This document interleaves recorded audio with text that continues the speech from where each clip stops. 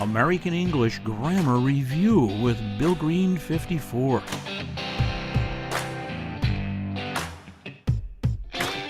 What are indirect requests and offers? Well, let's find out. There are many ways to ask for things in English. From simple to complicated, English can be polite and impolite. Finding ways to bridge grammar from an elementary stage of study to higher levels can make learning English fun.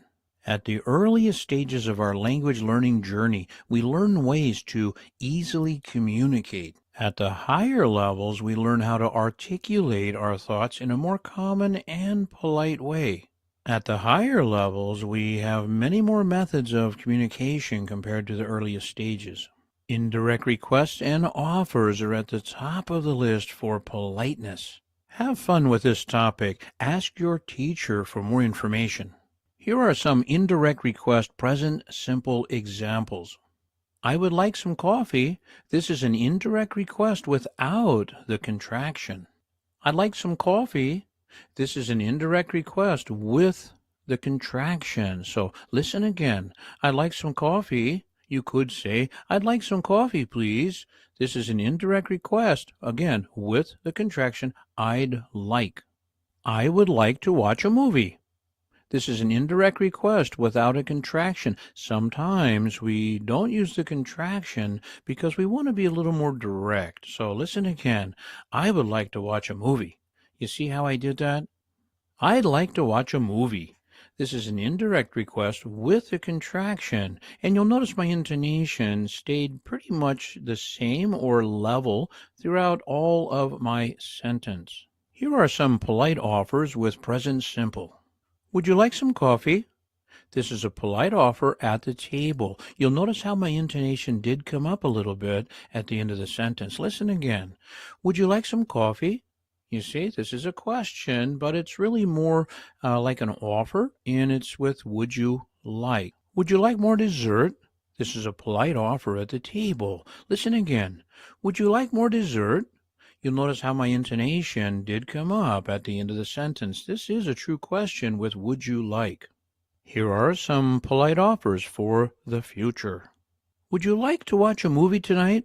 This is an offer for the future. Again, my intonation does come up a little bit. It is a true question. Listen again. Would you like to watch a movie tonight? You see, this is an offer, and it's an offer for the future. Would you like to visit the park tomorrow? This is also an offer for the future, a very nice way. I could say, do you want, but this is a very polite way to do that. Listen again. Would you like to visit the park tomorrow? Here is why I mentioned do. Don't confuse would you like with do you like. Here's why. Would you like is an expression used for one-time offers. Do you like is used to ask if you like something every day or all the time. Do you like pizza? Do you like spaghetti? Do you like going to the park? Do you like reading? Do you like listening to music? That's everyday English. Do you like? Don't confuse that with would you like to go? Would you like to travel? Would you like to have dinner tonight? Here are some more examples. Do you like reading or do you like your job? This is every day. Don't confuse this with would you like something now? Hey, I hope you enjoyed today's lesson.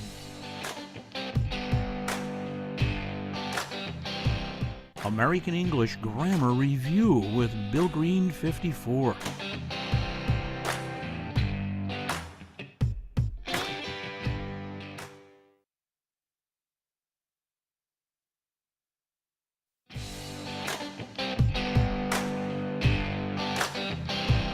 American English Grammar Review with Bill Green 54.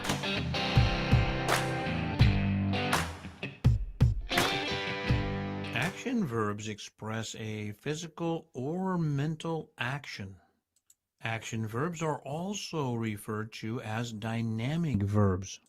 An action verb helps explain what someone or something is doing. Can you see something moving? Can you sense an activity?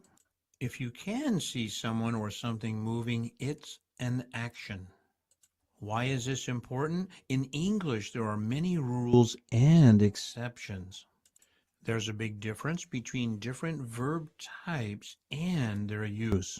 Action verbs should be simple to learn for most students. Can you see an action? Here are some physical action verb examples. Can you find the verbs? If not, don't worry, I'll help you. I always ride the bus to work. Here, ride is your verb. I is a pronoun, always is an adverb. The is sometimes pronounced the before vowels. The is the definite article. Bus is a noun. To is a preposition. Work is a noun. So don't forget, work, the word work, is both a verb and a noun. I always ride. Ride is your action verb. You often drive your car to work. Drive. Drive is your action verb. Can you see someone driving their car down the street? Sure you can. That's an action. We will carry the boxes into the house later. Think about it. Carry is an action verb, yes, to carry something, to carry boxes, to carry something, carry food, to carry a bicycle maybe, to carry something. Yes, I can see that happening. Carry is an action verb. They will be working on the project all month. Working. He is working now because I can see him. I can see her working. He ran past me a few minutes ago. Run, ran, run. Of course I can see that. It's a physical action, yes? Run. Don't forget, run can also be a noun. I am going for a run today. I am going for a run tomorrow morning. So a run or a run is a noun. To run is a verb. She's been cooking in the kitchen all day. Cooking. Cooking is an action. It has always worked without fail. In this case, it has always worked, yes? And this is present perfect. Worked is being used to talk about an action of some kind. In other words, a continuous action to work. Now, here are some mental action verb examples. I always want coffee when I wake up in the morning. Now be careful with these. You have want and wake. Yes, wake up is an expression or phrasal verb to wake up, but wake, woke, woken is also a state verb or stative verb. Want is also a state verb. We do not use want in the continuous. However, we do use wake in the continuous. He is waking up now. I have a wanting. If you're going to use want with ing, now it becomes a noun. I have a wanting for coffee. I have a wanting for something. In that context, a wanting. Wanting becomes a noun, but it's not used to describe actions for sure. Now, this one's an interesting statement here. You're always thinking of projects at work. Thinking is a state verb, to think. It's often used in the continuous to talk about activities. In this case, what you are thinking about. I am always thinking, hey, what are you thinking about? It's an exception to the rule. Are is also a state verb. It's the verb to be. It's also an auxiliary in this statement. Are thinking. Thinking is your full verb. Are is the auxiliary. So don't forget the word think is a mental verb, and sometimes mental verbs, thinking, seeing, hearing, tasting, some of your sense verbs are used in the continuous too. We often listen to music in the evening. Listen is a state verb. However, it is an exception because we do use it in the continuous from time to time. Hey, I'm listening to music right now because I'm talking about an activity, not an action, but an activity. And again, it is used with the continuous, but it is a state verb. They believe in fairies and wives' tales. Believe is a verb. It is a state verb. It is not used with ing in the continuous. He helped me with the cleaning yesterday. To help is a state verb. To clean is also a state verb. However, it is used in the continuous, but in this case, it's used after the article, the cleaning. So it is not a verb. It is a noun. So he helped me with the cleaning yesterday. Again, cleaning here is a noun. Don't confuse this with a continuous statement. She called her mom late last night. Call, to call. Call, called, called. Call is a regular verb. It does not describe an action. However, we do use it sometimes in the continuous. I'm calling her now. When we talk about actions, activities, sometimes we use this word in the continuous to describe a fact. It has learned many tricks since yesterday. Hey, it's learned many tricks since yesterday. To learn. Learn, learned, learned. To learn is a stative verb. Sometimes we do use this verb in the continuous as well. Have fun with verbs. Life is an adventure. Live it to the fullest each and every day. I hope you enjoyed today's lesson.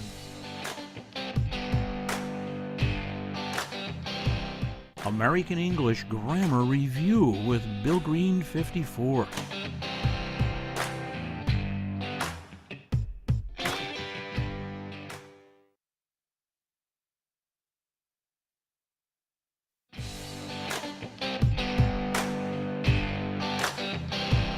American English Grammar Review with Bill Green 54.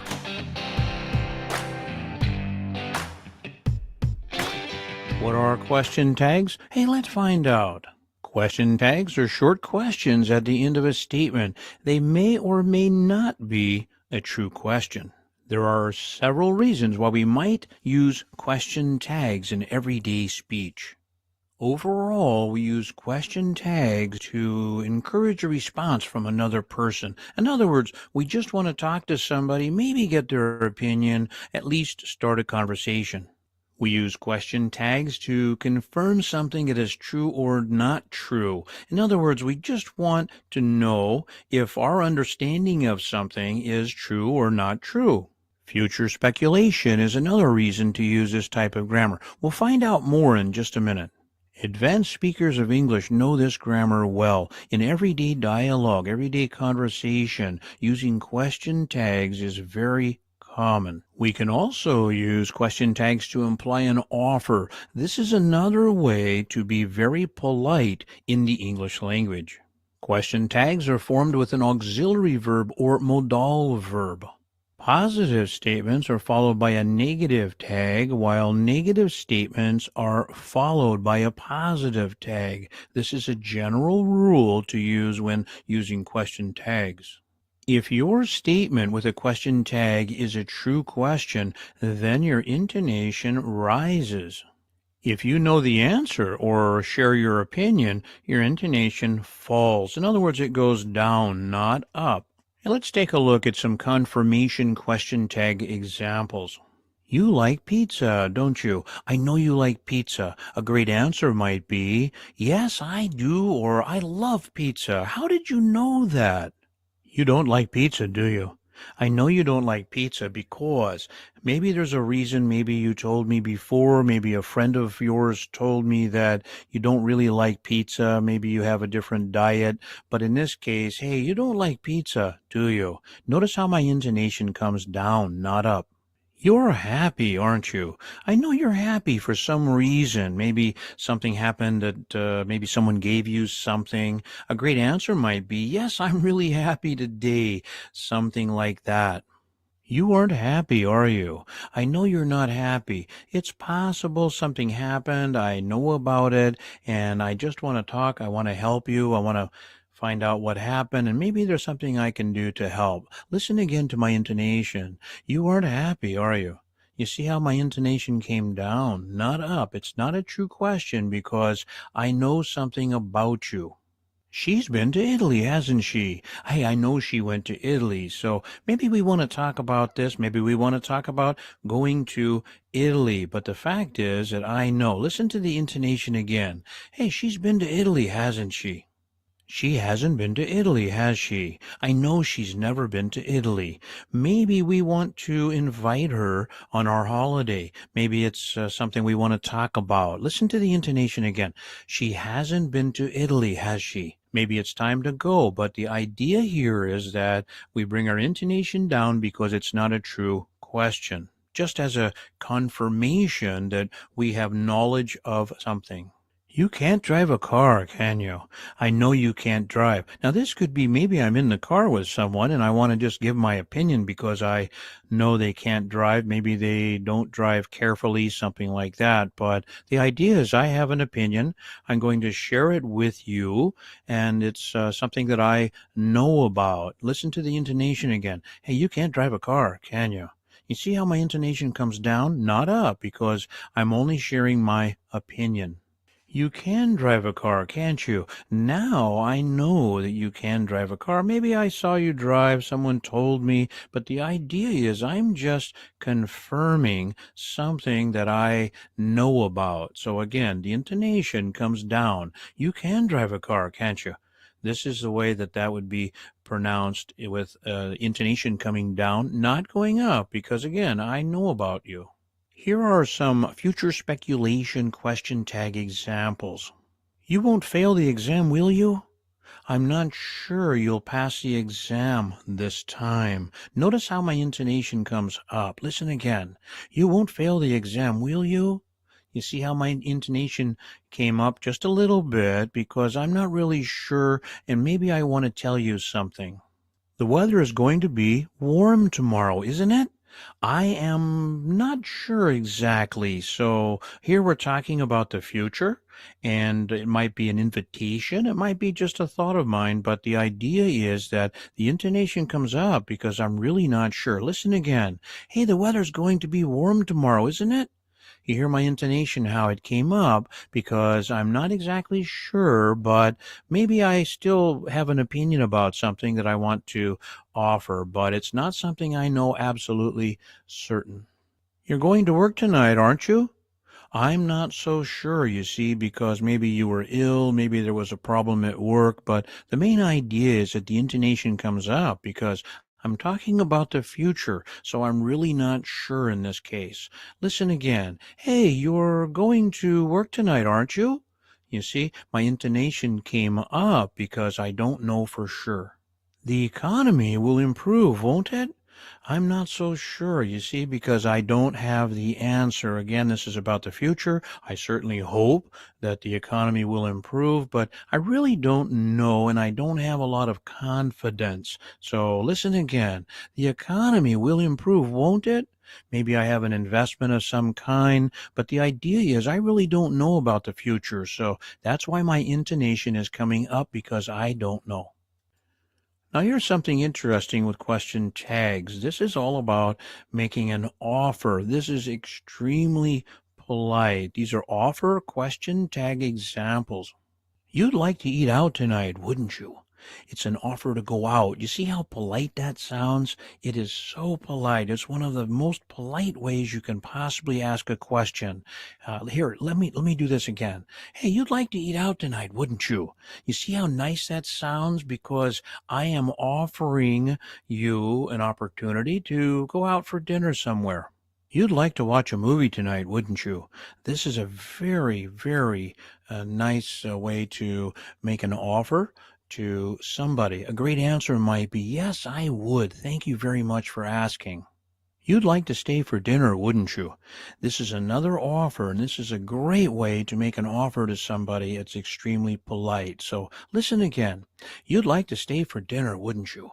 You hear my intonation, how it came down, not up, because it's not a true question. This is simply an offer. A great answer might be, I'd love to. You'd like some dessert, wouldn't you? This is another way to make an offer for something very, very polite. A great answer might be, oh, I would love that. Thanks for asking. Hey, I hope you enjoyed today's lesson.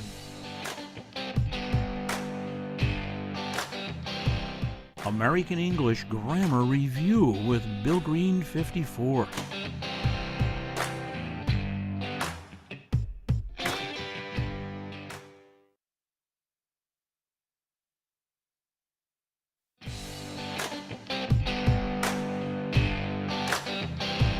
American English Grammar Review with Bill Green 54.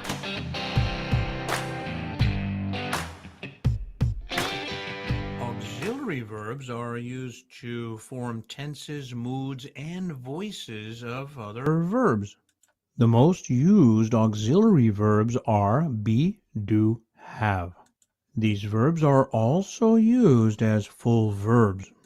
An auxiliary verb is always used with another verb. That's why it's called an auxiliary. If you have an auxiliary, then there's going to be a full verb as well.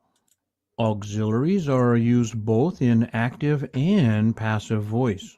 An auxiliary verb is also known as a helping verb, helper verb, or just auxiliary.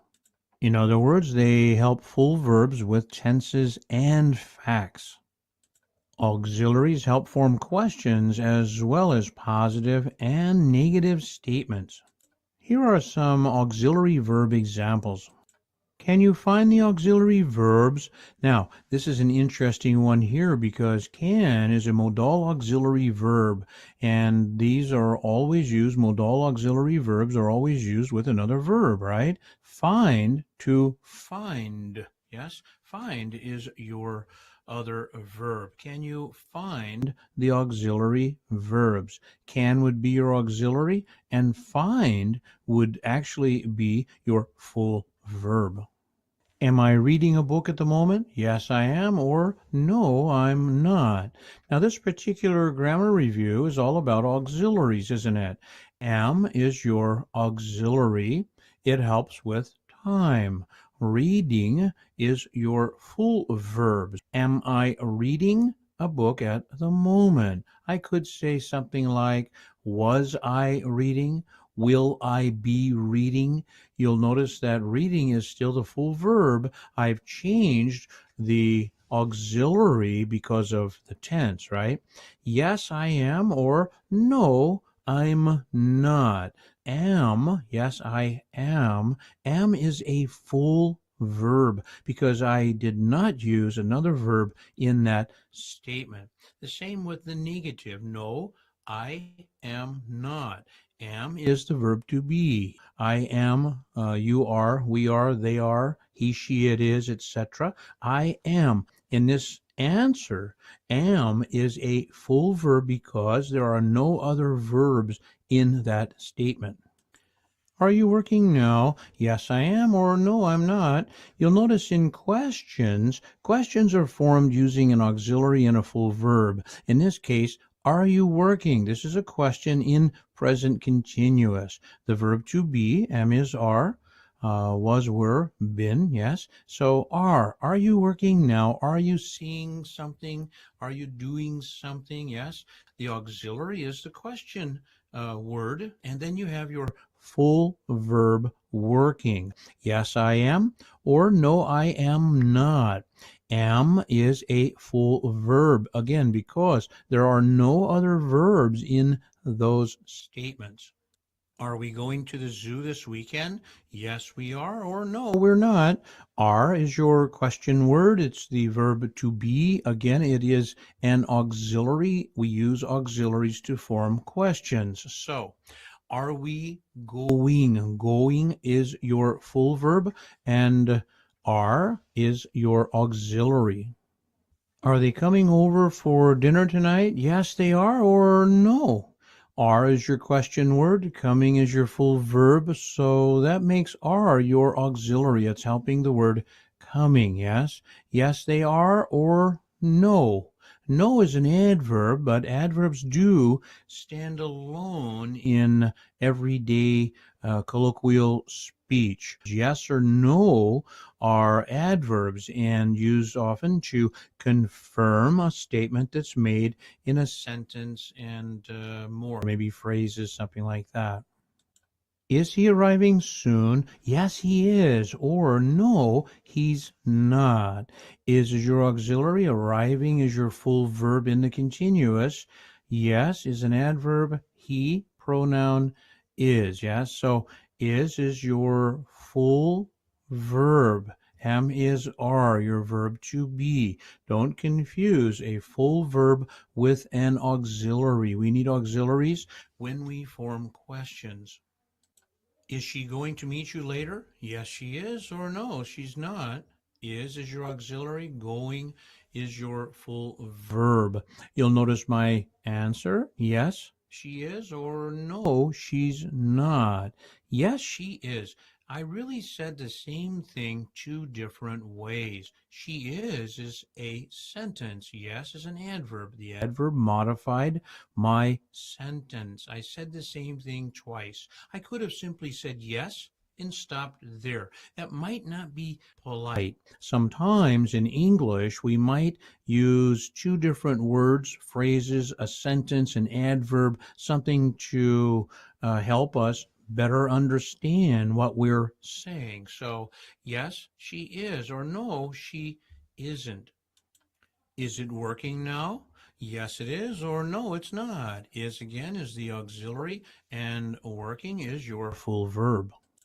Do you travel often? Yes, I do, or no, I don't. So do is your auxiliary, travel is your full verb. Do we like pizza? Yes, of course we do. Yes, of course we like pizza. So in this case, like is your full verb and do is your auxiliary. Again, the auxiliary is used to form questions. Do they always cook outside? No, only in summer. Do and cook. Yes, do is your auxiliary. Cook is your full verb. Does he work late at night? Not usually. Does is your auxiliary, work is your full verb. Does she always wear a dress? Yes, most of the time. Does is your auxiliary and wear is your full verb. Does it always play with toys? Yes, as often as possible. We're probably talking about our cat, maybe our dog, could be our bird. Does is your question word, it is your auxiliary. And play is your verb. Have I eaten breakfast? Actually, no, I haven't. Eaten is your third form or participle to verb. Have is your empty verb, also an auxiliary verb. Have I eaten? Have is your auxiliary, eaten is your full verb. Have you got the time? Yes, it's 4 o'clock. Got is your full verb and have is your question word or auxiliary. Have you got the time? Yes, it's 4 o'clock. Have we checked all our luggage? No, here's the last suitcase. Have is your question word, it's your auxiliary, and checked is your full verb. Have they told you when they'll arrive? Yes, 7 o'clock. Have is your auxiliary and told is your full verb. Has he offered to help you? Yes, he'll help me later today. Has is your auxiliary and offered is your full verb. Has she bought a new car? Yes, an SUV. Has is your auxiliary and bought is your full verb. By the way, SUV is an acronym and it means something like sports utility vehicle. Has it rained all day? Yes, cats and dogs. Has is your auxiliary, rained is your full verb, and cats and dogs is a metaphor for rain, and it means it has rained a lot. It's been raining a lot all day. It's been raining cats and dogs. I hope you enjoyed today's lesson.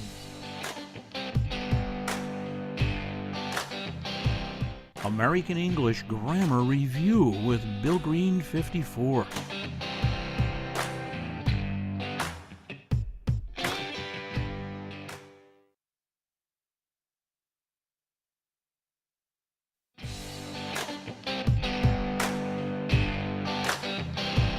American English Grammar Review with Bill Green 54.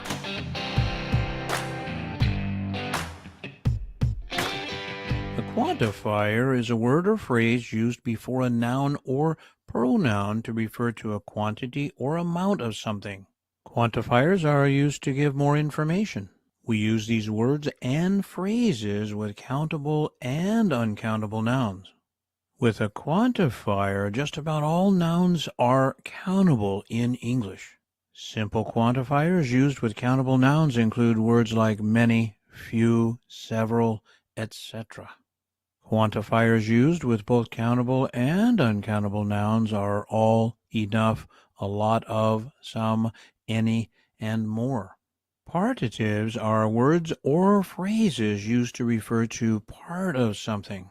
In other words, a partial quantity. Partitives are used to refer to both countable and uncountable nouns like a glass of water, a can of soda, a slice of bacon, a room full of people. Often we use a container or form of measurement in partitive construction.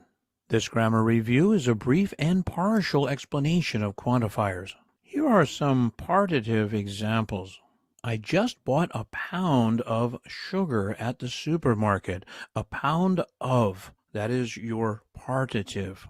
Here is a bouquet of flowers for your birthday. Bouquet of flowers, bouquet of, that is your partitive. Would you like a cup of coffee now or later? A cup of or cup of coffee. Cup of is your partitive. May I get you a bottle of water from the fridge? A bottle of is your partitive. Here are some countable quantifier examples. Could you buy a few apples at the shop? A few is your quantifier. We have several cats on the farm. Several is your quantifier. How many apples do we have at home now? Many. How many? That is your quantifier.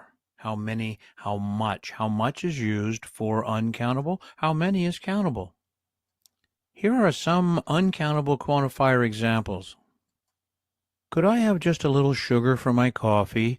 A little is your quantifier. May I offer you a bit of my chocolate cake? A bit of, that is your quantifier. Our neighbor doesn't have much money. Remember, much is your quantifier. Much is used for uncountable. Money isn't countable. Sounds strange, doesn't it? The main idea with quantifiers is to recognize ways to refer to nouns. There are many ways to do this. Hey, I hope you enjoyed today's lesson.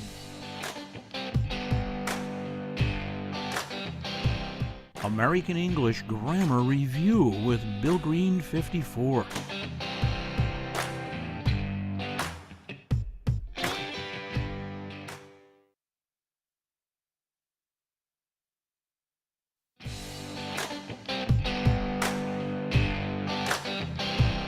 American English Grammar Review with Bill Green 54.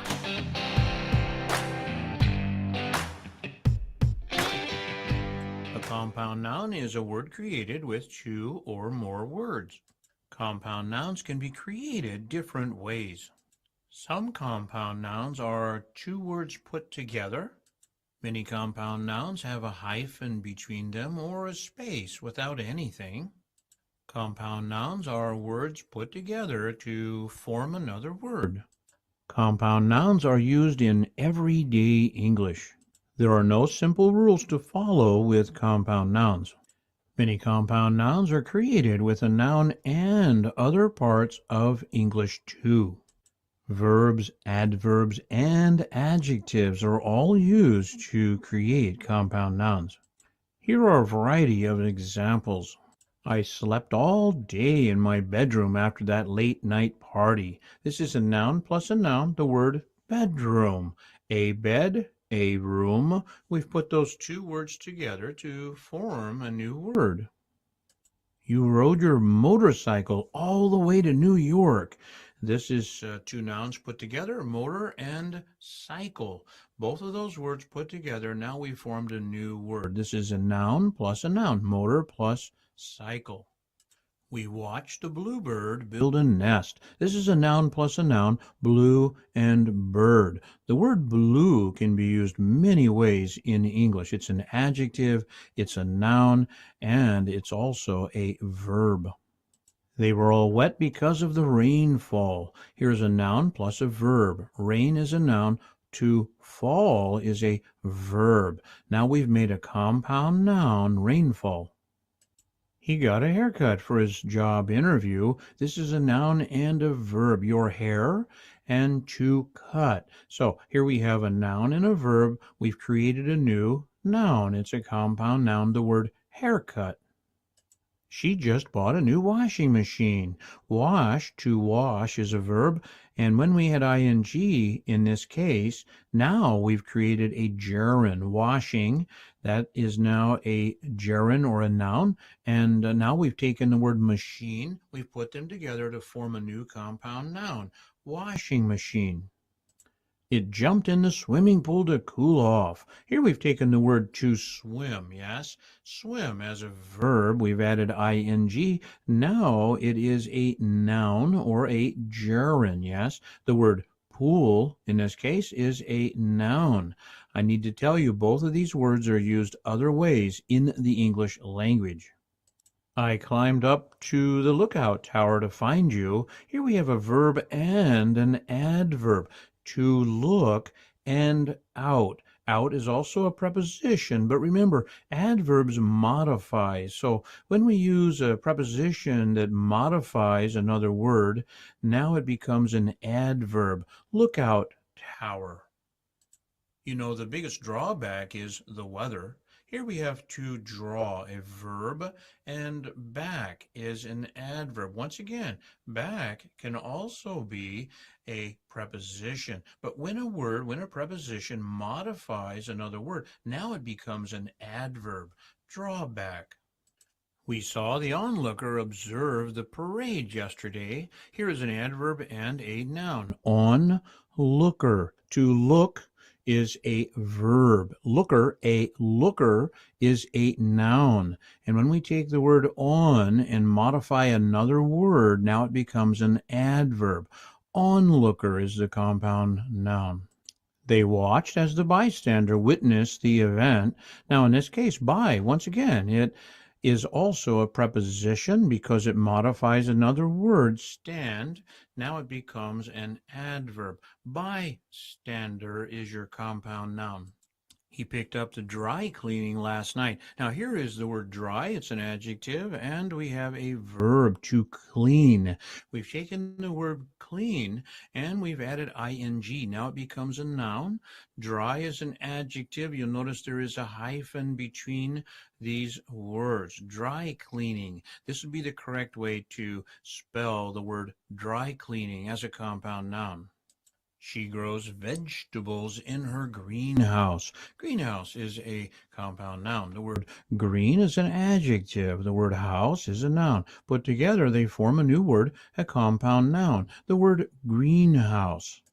It has a very large output at the factory. This is an adverb and verb. Once again, the word out is a preposition. Here it's used to modify a verb. The verb put, to put. And so in this case, we have an adverb and verb. The word output is now a compound noun. There are many more compound nouns in the English language. Work with your teacher to better understand the subject of compound nouns. I hope you enjoyed today's lesson.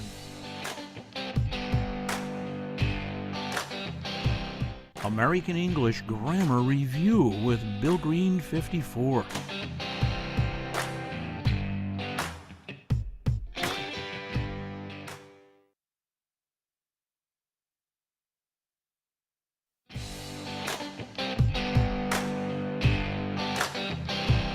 American English Grammar Review with Bill Green 54.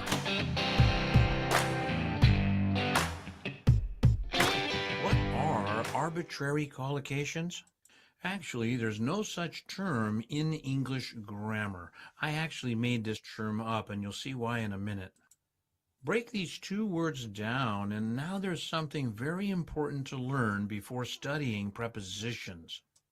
The simple way to define the word arbitrary is choice. Sometimes with prepositions we have choices. There may be more than one way to speak perfect English with prepositions. This is all about choices regarding how we speak, write, listen, and more. What is a collocation, or what is colloquial speech? Colloquial speech is when we use words in a certain way and often have no reason why. Some students want to study and learn every grammar rule by heart. This is a great plan for many parts of English study. Unfortunately, it's not the best when learning prepositions. Study and learn basic word combinations, and you'll be well on your way to speaking English fluently. The top 10 prepositions are for, from, by, into, in, at, on, off, to, and with.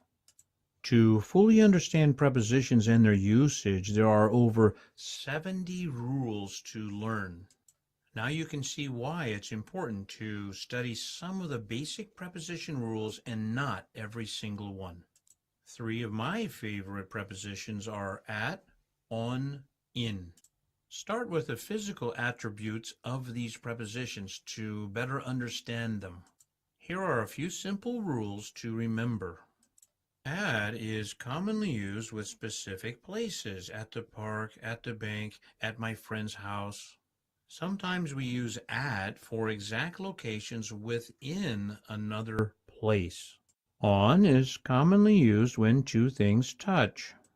On the table, on the wall, on the ceiling, on my shoulder, on the shelf. These are physical examples to study and learn first. So what's the difference between physical and phrasal, or let's say idiomatic? Well, idiomatic is something that we can't actually see happening very often. Yes, we can see physical things happening. Yes, I put my cup on the table. Yes, there is a poster on the wall. His hand is on her shoulder. Yes, something like that. There are books on the shelf. These would be literal definitions that we can actually see. You should learn those first before you start learning phrases or phrasal verbs. In is commonly used with limits. Here are some examples. In the room, in the cup, in the city, in the country. Hey, we're in the room because we have walls. Those walls are limits. We have coffee in our cup because a cup has limits. We're somewhere in the city because we have city limits. We're somewhere in the country because we have borders. So when you think about the preposition in, very often we use the preposition in with limits. Remember, English has a basic foundation of rules, and at the same time, most grammar rules have exceptions. Work with your teacher to better understand prepositions. Hey, I hope you enjoyed today's lesson.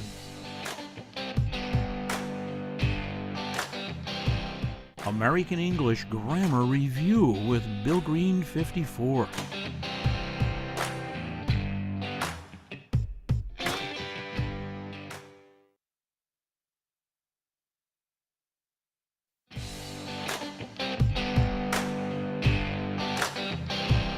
American English Grammar Review with Bill Green 54.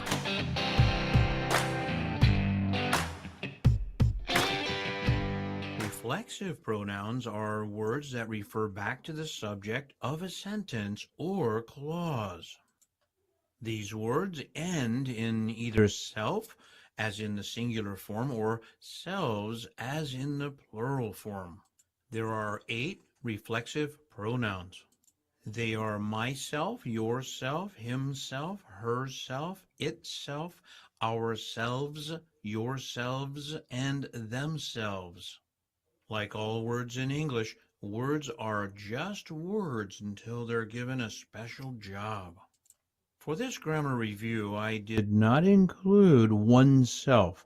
It's considered Old English and is rarely used in spoken English. These same pronouns are also used as intensifying pronouns. Here are some reflexive pronoun examples. Can you find the reflexive pronouns? Hey, don't worry about that. I'll help you. I can see myself in the mirror. Myself, yes. I could say I can see in the mirror. Doesn't make any sense, does it? I can see myself in the mirror. Can you see yourself in that new job? This might imply that you are considering going to work at a new company or a new position at the company you work for now. He was looking at himself in the window reflection. Himself, that is your reflexive pronoun. She sent herself a copy of the letter today. Herself is your reflexive pronoun. My dog hurt itself while climbing over the fence. Itself would be used for dogs, maybe cats. We blame ourselves for the poor company profits. Ourselves, more than one person. Would you help yourselves to the food and enjoy the party? I'm talking to more than one person, yourselves in this case. They always take care of themselves. Again, more than one person, and to take care in this context means that maybe they eat well, maybe they exercise, maybe they're just very healthy people. I can see myself in that new car. Myself, one person. Can you see yourself living in that country? Yourself. That's one person, somebody else, not me for sure, yes? Hey, can you see yourself living in that country? He always compliments himself after cooking a meal. I'm not sure whether that's always good or bad, but we are talking about one person. My cat fed itself last night. It's just a fact. I don't know if I'm that surprised or not. It's a simple fact. Itself, it refers to a cat. We'll just have to do it ourselves. Ourselves. That's more than one person. Start dinner without me. Just help yourselves. This could be 2 people, 3 people, 4 people. Some people have to learn how to help themselves. Again, this is more than one person, themselves. Study your English every day for the best results. Remember that nobody knows the entire English language, and there is no such thing as perfect English. The main idea with all languages is to effectively communicate with others. Work with your teacher to better understand how to use this grammar. Life is truly an adventure. Live it to the fullest every day. Hey, I hope you enjoyed today's lesson.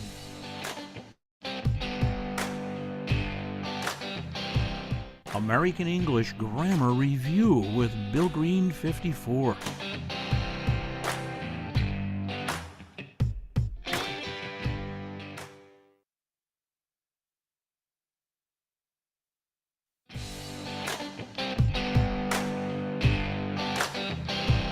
American English Grammar Review with Bill Green 54.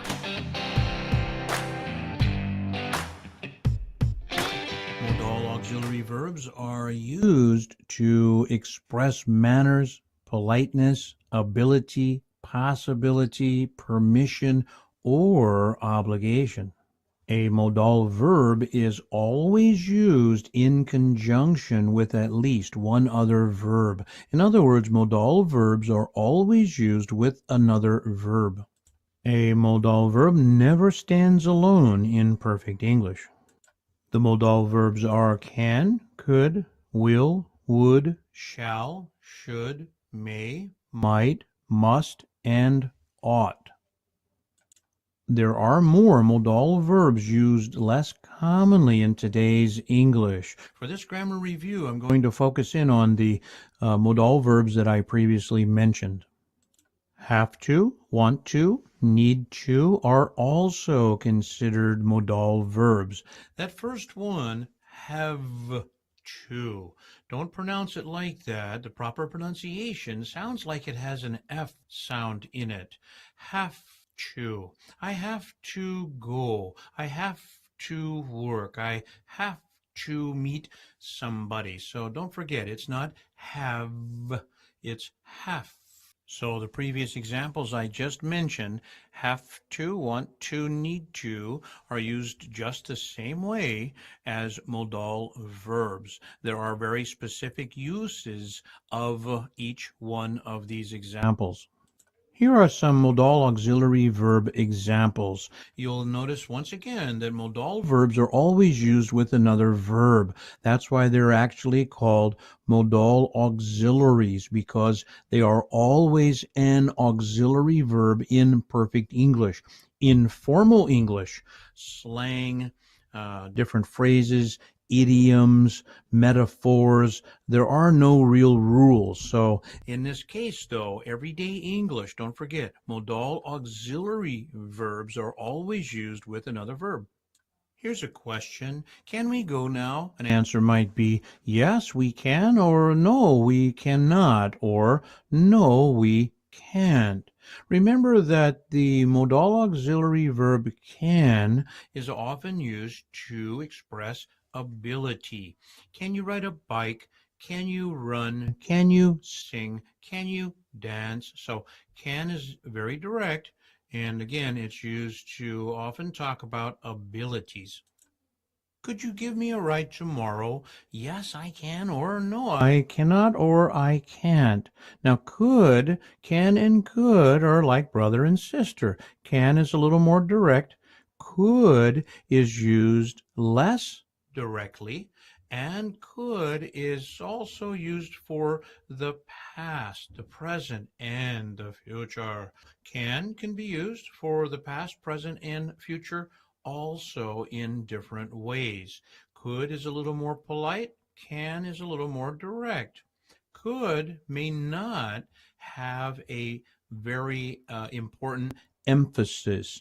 Will you come to the party now? Yes, I will, or sorry, no, I won't. I can't come because I'm working. So, hey, will you come, please, please? It will and would are also used as brother and sister for now, the past, the future, and will is quite direct. Yes, I will do that, or please, will you come right now? Yes, or would you like to come later? So will is also used to talk about the future. Yes, so will is one of the first modal auxiliary verbs we learn in English when we start talking about the future. Would you come to my party tomorrow? Yes, I will, or no, I won't. In this case, would, again, is less direct, and would is a little more polite. Hey, would you come to my party, please? You see how much more polite that sounds instead of saying, will you come? Hey, would you come to my party tomorrow? Yes, I would love to. Shall we go now? Yes, let's go, or no, let's wait a few minutes. Shall is considered a British English, although Americans use it too. But if it were me, since I speak American English, I try to avoid that word shall. I would probably use the word should. Hey, should we go now? Yes, let's go, or no, let's wait a few minutes. Should we go to the beach tomorrow? Yes, let's do it. Now, in this case, should is used to talk about the future. And again, it's less direct, a little more polite, maybe than shall, although shall is very polite as well. Shall we go? Should we go? They both work. It's just that in English today, shall is used less than should. May I get your coat? Yes, that would be very nice. May, I love this modal auxiliary verb. May is at the very top of the list for politeness. So listen again. May I get your coat? Yes, that would be very nice. Thank you. We might go to the beach tomorrow. Oh boy, I would love that. May and might are also brother and sister. We may go tomorrow. We might go tomorrow. There's no difference in that statement at all. They're both used in other ways as well. We ought to see the doctor this afternoon. Okay, I agree. If it were me, I would probably use should here. We should see the doctor this afternoon or have to. Remember that modal verbs are never followed by the word to. Do not confuse ought to. Ought to is actually a phrase and we use it commonly in English, but remember that most modal verbs are never followed by the preposition or adverb to. So in this case, we ought to go, we ought to see, we ought to buy, something like that. I would never say we would to, we could to, we can to, we will to. Do not do that. It's very common for students to do that, often because they forget the grammar rules when they study again, something like that. But just remember, the only modal auxiliary verb we can use to after is the word ought. Must we go to the doctor now? Yes, we must go now. Must is also one of those words that we do use in American English, although British English it is more common. Must we go or do we have to go? I might use have to because I am an American English speaker. Must we go is probably a little more British English. So you have different variants here. They're both okay. One favors British, one favors American English. Here are some examples of want to, need to, have to. Now let's compare would you like to do you want. Students at the earliest stages of English often use the verb do. Hey, do you want some pizza? That would be a very simple question, and it would be very common for elementary students. It might also be informal or slang. Hey man, do you want some pizza? That might be also very good English in an informal way. Hey, would you like some pizza? That might be a little more formal or certainly more polite. So advanced speakers of English might use would you like? Hey, would you like some more pizza? Or someone that is just learning English at the elementary pre-intermediate stage might say, hey, do you want some pizza? Remember that intonation, the way that you say things also is very important when offering or asking for something. So here's an example. Hey, do you want to see a movie tonight? Yes, I'd like to. Something like that. Or I could say, hey, would you like to see a movie tonight? So I can do that both ways. Just remember, if you're going to use the verb do, make sure that your intonation is such that it's less direct and a little more polite. Must you work? This is probably a little more British. Hey, do you need to work? That's probably a little more American English, and they both mean exactly the same thing. Okay, here's an example. Hey, do you need to work tomorrow? No, I'm taking the day off. This is about an obligation, yes? Hey, do you need to work tomorrow? I could say, must you work tomorrow? Those both work. Again, must favors British English. Do you need to Maybe do you have to would be American English. Here's another example of must you meet or do you have to? Again, must you or do you have the same meaning. Do you have to meet with your boss this afternoon? Unfortunately, yeah. That would be informal too, wouldn't it? Unfortunately, yes, I do. Hey, do you have to meet with your boss this afternoon?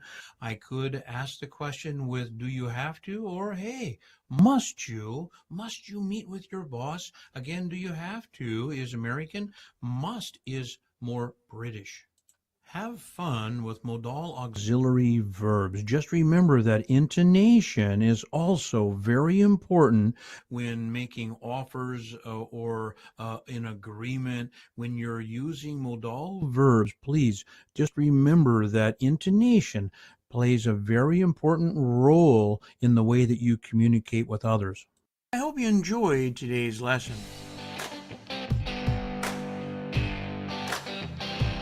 American English Grammar Review with Bill Green 54.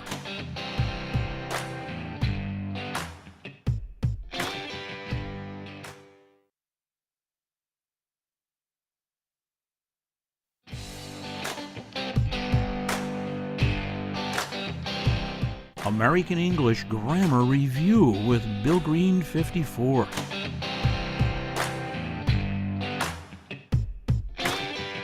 What are negative questions? Let's find out. Sometimes questions aren't questions at all. Speakers of English often want to confirm information they think they know. In other words, we might know something about a fact and we simply want to know if it's true or not. We also use negative questions to offer in opinion, polite requests, and offers. When someone uses a negative question, be careful with your answer. Here are a few different ways to use negative questions. Here we use negative questions for confirmation. In other words, to find out if someone agrees with you or agrees with a fact. Don't you like to read, yes, I do, or no, I don't?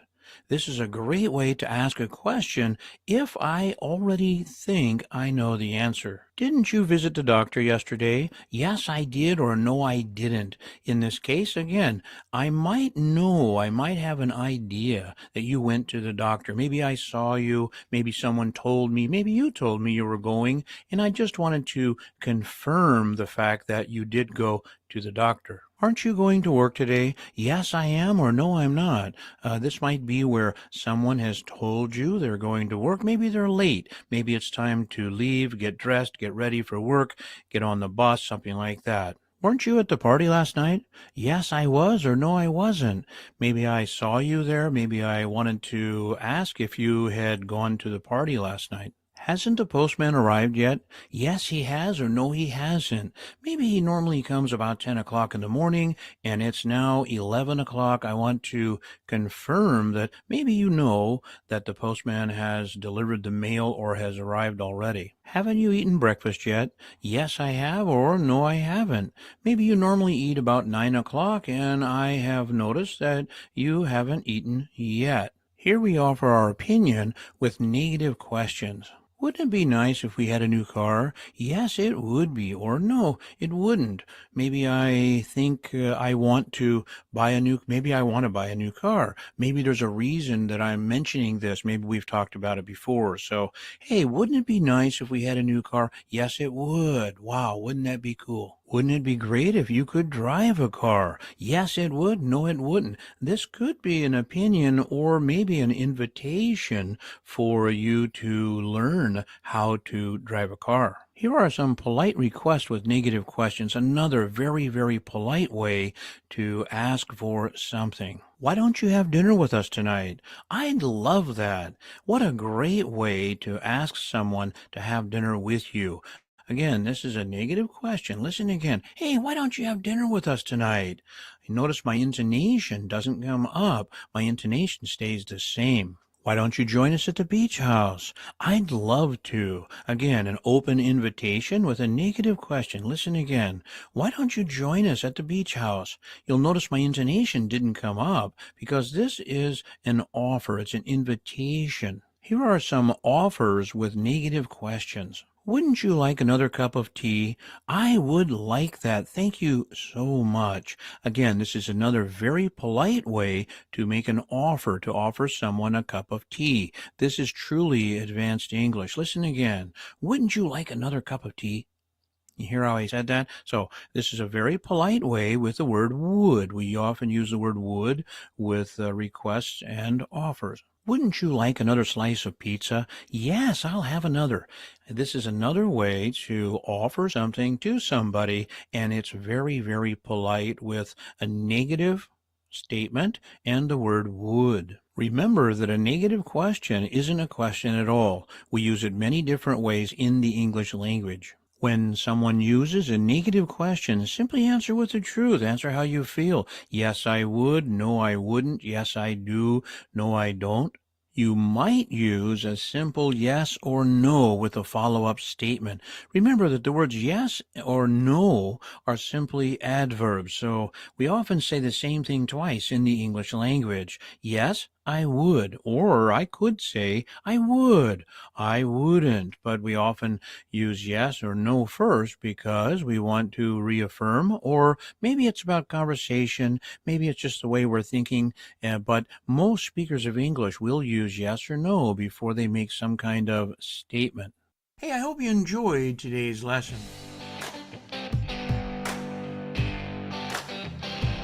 American English Grammar Review with Bill Green 54.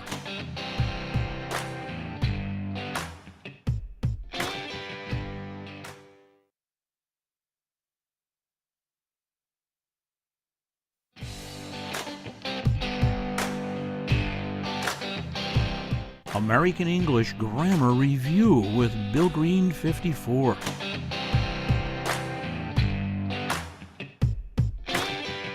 What are superlative adjectives? Superlative adjectives are words used to compare a subject or object to a group of things. In other words, they are adjectives used to describe a lower or higher quality. We often do not compare a subject or object with another when referring to the best or the worst. Adjectives are either regular or irregular. Use the word most before three-syllable adjectives. Here are some one-syllable regular adjectives. Your car is the slowest. Here you'll see where we use the word the. Yes, we often use the word the before superlative adjectives. In this case, your car is the slowest. We've added est to the word slow to imply that from a group, from a number of different things, objects, that it is the slowest. In this case, the car, your car is the slowest. His car is the slowest from the group. His building is the tallest. Here we've taken the word tall and added est. We put the word the before it. The is the definite article. His building is the tallest. Now we can compare two items here. That's okay. Two items would be considered a group more than one. So even if there was two items we're looking at, his building is the tallest from the two. But the idea is that with superlatives, we are comparing two or more. Her blue skirt is the shortest. Uh-oh, someone has a short blue skirt. I don't know if that's good or bad, but we are using it to talk about a superlative, yes? Maybe there are a lot of people at a party, and one person has the shortest, one person has the longest skirt in this case, and so we put we use the word short, yes, with est, the shortest. Here are some two-syllable regular adjectives. My wife is the happiest woman in the world. We've taken the word happy, we've removed the Y, we've added IEST. She is the happiest woman in the world compared to all of the other women. Your project is the simplest ever. Again, this is we're using the word simple. We've added EST. And actually, in this case, just ST, right? So your project is the simplest ever compared to other projects we've done in the past. His business is the busiest in town. Compared to all the other businesses in town, his is the busiest. Here we've taken the word busy, we've removed the Y, we've added IEST, and created another word, the busiest. Her new dress is the prettiest color I've ever seen. Compared to all the other colors I've ever seen, it is the prettiest. It's the prettiest color. Here are some three-syllable regular adjectives. My wife's new job is the most interesting ever. You'll see here where we used most, yes, the most interesting. Interesting is an adjective, of course, and we've added ing to talk about a noun, not a feeling. My wife's new job is the most interesting ever. Your car is the most expensive in the neighborhood. Again, I'm comparing one car to many cars, and we've taken the word most right before the adjective. So in this case, the most expensive. Yes, expensive. That has three syllables in it. His job is the most exciting he has ever had. Again, we're using the word most before a three-syllable adjective. So, the most exciting. Some irregular superlative adjectives are best, worst, least, and most. The best way to learn irregular adjectives is just by studying, yes? Irregular adjectives must be learned by heart. Ask your teacher to explain this subject further. I hope you had as much fun listening as I did creating this grammar lesson just for you. Hey, I hope you enjoyed today's lesson.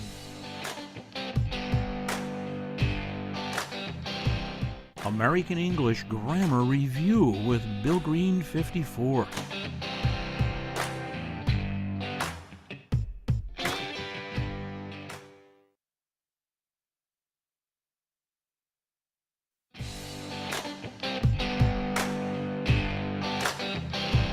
American English Grammar Review with Bill Green 54.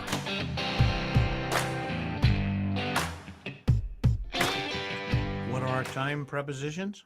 Time prepositions are truly a part of history. Now, what do I mean by that? What I mean is that colloquial speech and collocations, they all use time prepositions, and sometimes we really don't have an exact reason why we do what we do. There is no rule, there is no reason. We do this because our ancestors or people from the past have used these particular expressions, and we continue to do that because it's how people communicate.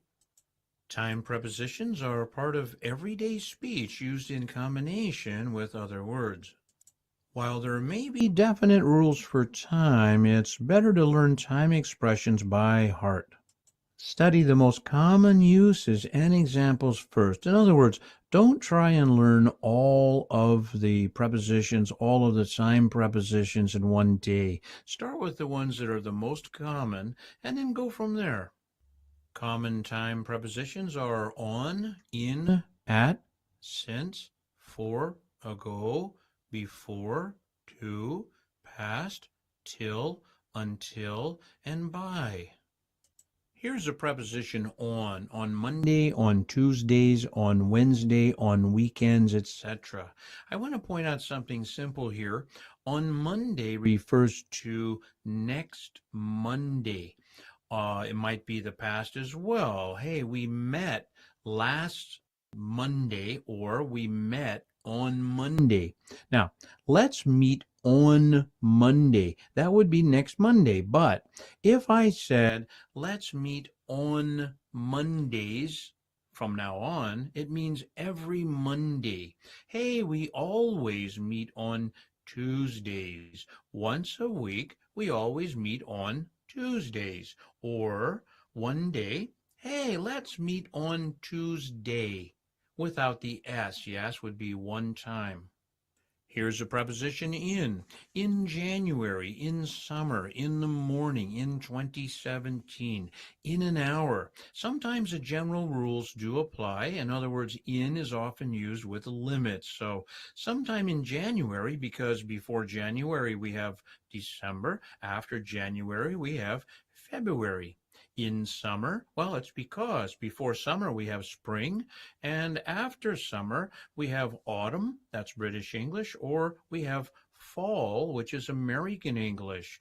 In the morning, well, we had in the evening, and then after in the afternoon, you see. So sometimes the general rule does apply with prepositions. In other words, in is often used with limits.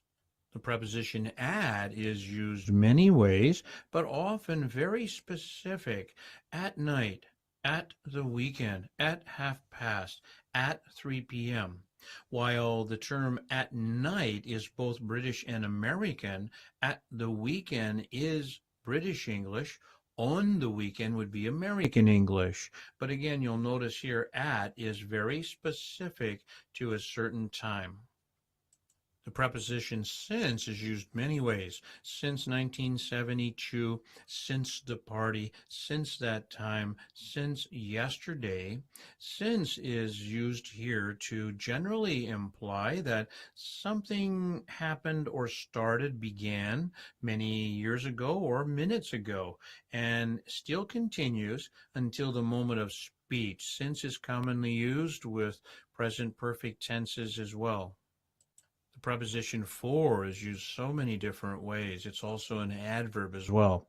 For 3 years, for 20 minutes, for 1 week, yes? Normally for is followed by a time expression of some kind. For 1 week, for a long time, for many days, for many hours, for a few seconds. The preposition ago is used when we refer to a point. Something happened in the past. 5 years ago, 2 months ago, 1 week ago, 2 hours ago. So ago is commonly used when we refer to something in the past at one point in time.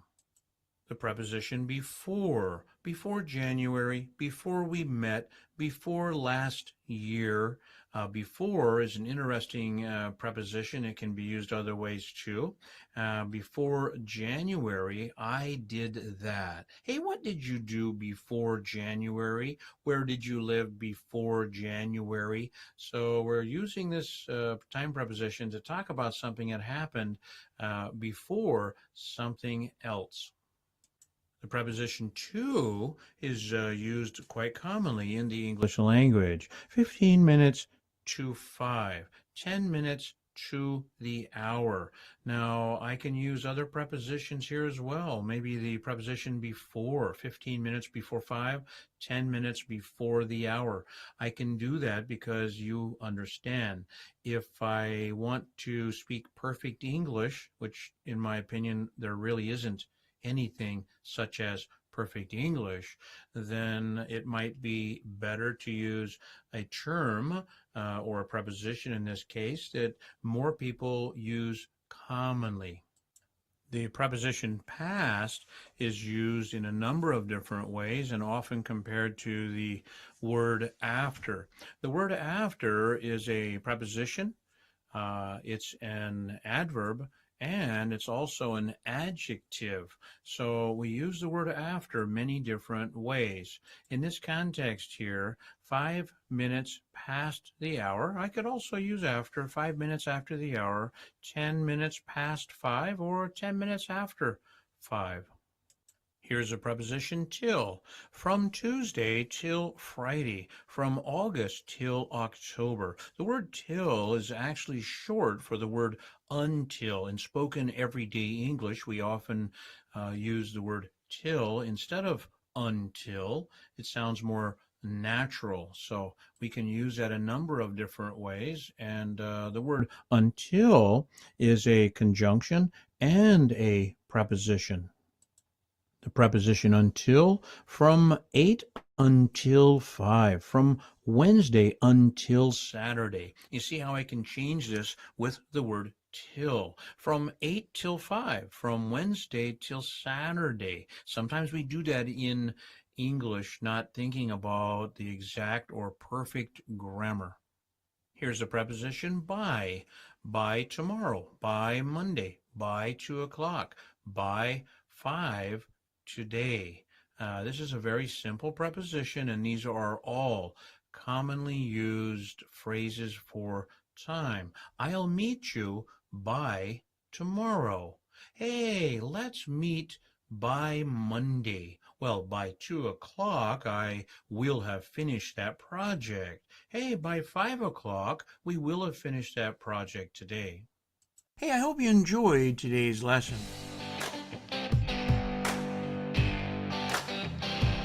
American English Grammar Review with Bill Green 54.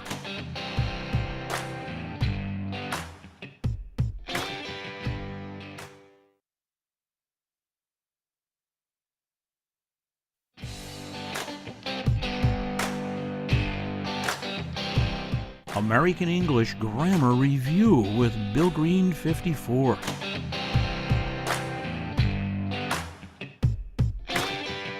Past participle verbs are sometimes referred to as third form. Past participle verbs are most known for their usage in the perfect tenses. They are also used in all but 5 tenses in passive voice. There are irregular and regular verbs. Regular past participle verbs are formed using the suffix ed. They are unique in that most past participles are also used as noun modifiers or adjectives. In the perfect tenses, the auxiliary verb have is used. In passive voice, the verb to be is used. All verbs in English have 4 principal parts: present, present participle, past, and past participle. Present participle is the suffix ing. Ask your teacher for a further explanation. Here are some present perfect past participle examples. Can you find the auxiliary and full verbs? Here's a question. Have I ever been to Mexico? The answer might be yes, I have, or no, I haven't. This is present perfect. Have is your verb, I is your pronoun, ever is an adverb, been is participle to, its third form, and to is a preposition, Mexico is a noun. So, have I ever been to Mexico? Yes, I have, or no, I haven't. Have you eaten breakfast yet? Yes, I have, or no, I haven't. Have you eaten breakfast yet? This is present perfect. It's used for today, not yesterday. It's used for today. Hey, have you eaten breakfast yet? That tells me that maybe I thought you would have already eaten breakfast. Maybe you normally eat breakfast around this time, so I know something about you. Again, this is eaten, yes, eat, ate, eaten. This is participle to, the verb to eat. Have we got time to eat? Yes, we do, or no, we don't. Have is your verb. We use that with present perfect. We is your pronoun. God is third form or participle to. Have we got time to eat? Yes, we do, or no, we don't. Have they already arrived? Yes, they have, or no, they haven't. Have they already arrived? This is present perfect. Already is an adverb. Arrived is a regular verb with ed. To arrive or arrived, arrived. Arrived is both past simple and participle to or third form. Has he called you yet? Yes, he has, or no, he hasn't. Has he called you yet? This is present perfect. Call is a regular verb to call or called, called. And in this case, we use the adverb yet to indicate that I expect someone to call soon, or I expected someone to call earlier. So if that person hasn't called, I expect them to call soon. Has she spoken to you today? Yes, she has, or no, she hasn't. Speak, spoke, spoken. This is participle two, and we're using the tense present perfect here. Has it been painted recently? Yes, it has, or no, it hasn't. Has it been? This is present perfect passive. Has it been painted recently by someone? Paint, painted, painted. This is your verb paint. This is a full verb. Recently is your adverb. Here are some past participle adjective examples.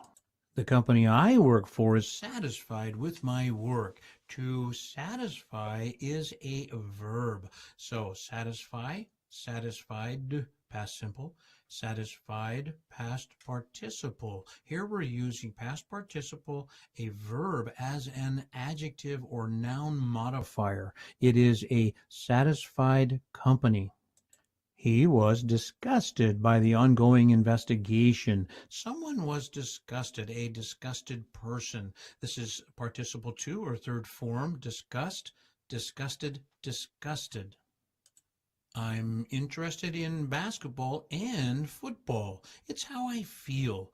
To interest, interest, interested, interested. So interested with ed, interest with ed describes my feeling. How do you feel? Well, I'm very interested in basketball and football. Are you worried about your new job? To worry. Worry, worried, worried. So, a worried person. Are you worried? No, I'm not worried about my new job. My brother and sister are scared of the dark. To scare. Scare, scared, scared. This is how they feel. They are scared of the dark. Scared is an adjective. Ask your teacher for a full explanation of past participle verbs and tenses. Have fun with past participle verbs. Hey, I hope you enjoyed today's lesson.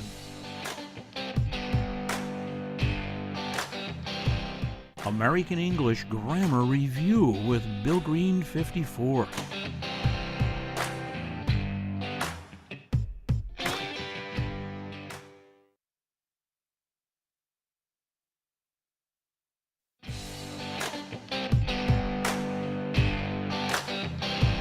American English Grammar Review with Bill Green 54.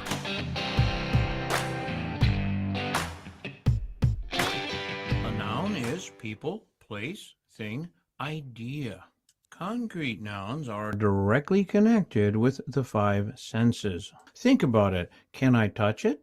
Can I hear it? Can I see it? Can I taste it? Can I smell it? If you can, it's most likely a concrete noun. This is usually one of the easiest parts of English to learn. Here are many concrete noun examples. I like using this pen. It fits my hand perfectly. You see, this is something we can hold in our hand. We can touch this. This is a concrete noun. You like listening to your CD player, don't you? You see, I can hear that. A CD player is a concrete noun. We love going to the lake. Hey, it's always so beautiful. It's something we can see. The word lake is a concrete noun. They cooked delicious chicken last night. You see, that was something I could taste. The chicken. Chicken is a concrete noun. He is wearing a fragrant cologne today. You see, I can smell that. Cologne. Cologne is a concrete noun. She just bought a soft pillow. I can touch that. I can feel how soft that pillow is. Pillow is a concrete noun. It was a great concert last night with all that music. Music is a concrete noun. I can hear that. I want you to take a look at my new phone. I can see that. Phone is a concrete noun.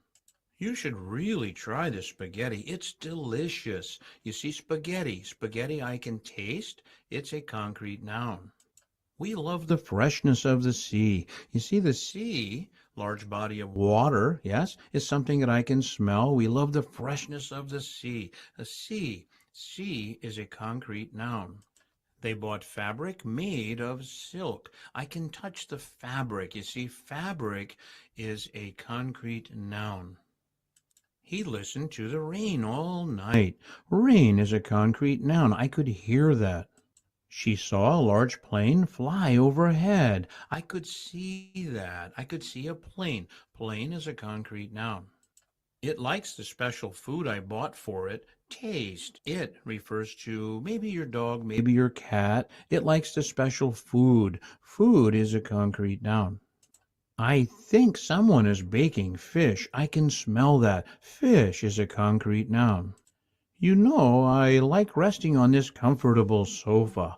To touch, yes, I can touch that comfortable sofa. Sofa is a concrete noun. We know the neighbors got home late because they were noisy. I could hear them. Neighbors. Neighbors is a concrete noun. They noticed the new building in the city center. I could see the building. Building is a concrete noun. He asked for a new type of juice to drink. I would love to taste that new type of juice. Juice is a concrete noun. She noticed the fragrance as she walked by the counter. She could smell the cologne or fragrance. Yes, I could smell that. Fragrance is a concrete noun. It's a new blanket made of soft cotton. I could touch that. Blanket. Blanket is a concrete noun. Work with your teacher to better understand the subject of concrete nouns. Hey, I hope you enjoyed today's lesson.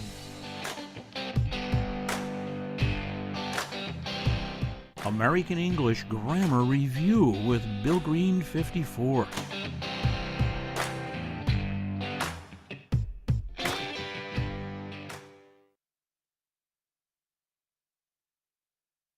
American English Grammar Review with Bill Green 54.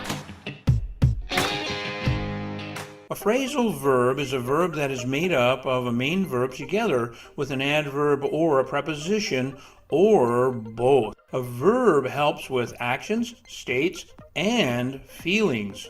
Now, what's an adverb? Adverbs modify, right? They modify verbs, adjectives, and other adverbs. Preposition is a word used to link nouns, pronouns, or phrases to other words in a sentence. We use prepositions to talk about places, where we're going. They help us understand the connection to people, objects, time, and places. Prepositions are usually short words, and they're normally placed directly in front of nouns. Do you remember your nouns? Well, what do nouns do? Nouns refer to people, places, and things. Those are nouns, right? So your name is a noun.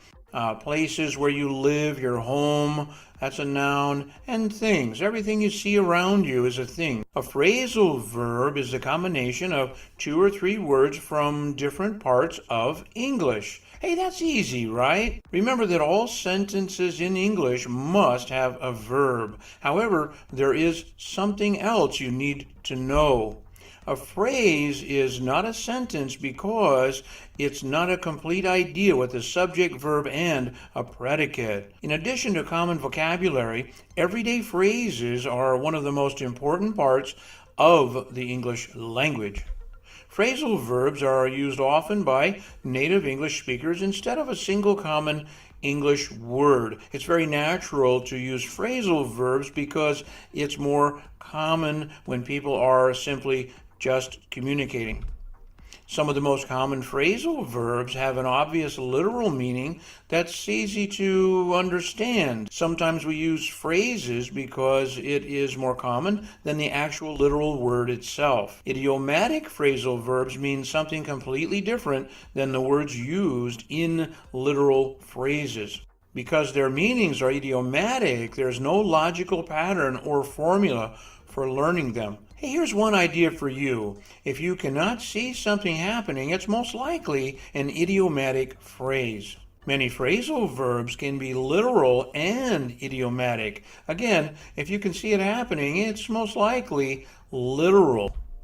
So, what's the best way to learn phrasal verbs? Well, start with literal. In other words, can you see it happening? And learn just a few phrases every day. Don't try to learn so many every day. 2, 3, 4 a day. That's plenty. When you know that you can remember those, then it's time to move on and learn some more. Idiomatic phrases can often be learned by connecting a phrase with one easy to remember word. Here are a few examples to study. In English, there are well over 10,000 phrasal verbs. Remember that phrases are often used because they are more natural than a single literal word. Here's an example. To go up the stairs. Literally, it means to ascend. Some might also use the word climb. So to go up, hey, I'm going up the stairs. People use go up because it's more natural than saying, hey, let's ascend the stairs. Prices at the market always go up during the holidays. It means to increase. Some might use rise. So in this case, we're using it for prices, right? Prices go up during the holidays. So again, that means to increase in price, or some people might use the word rise.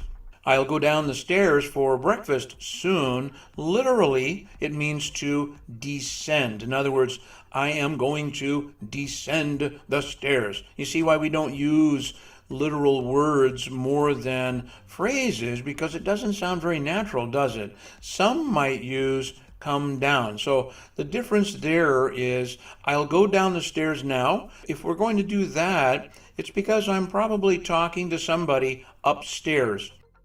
If I use come down, it's probably because somebody downstairs said, hey, when are you coming downstairs? Well, I'm coming downstairs in a few minutes. Prices will go down during the holiday sale. It means to decrease. So I could say prices will decrease during the holiday. The word reduce might also work.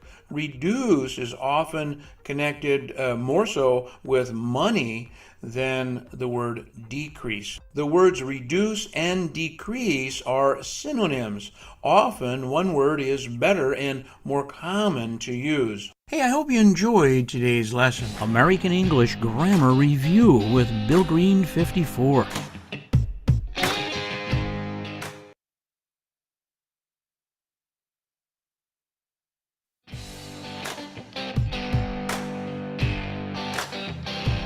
American English Grammar Review with Bill Green 54.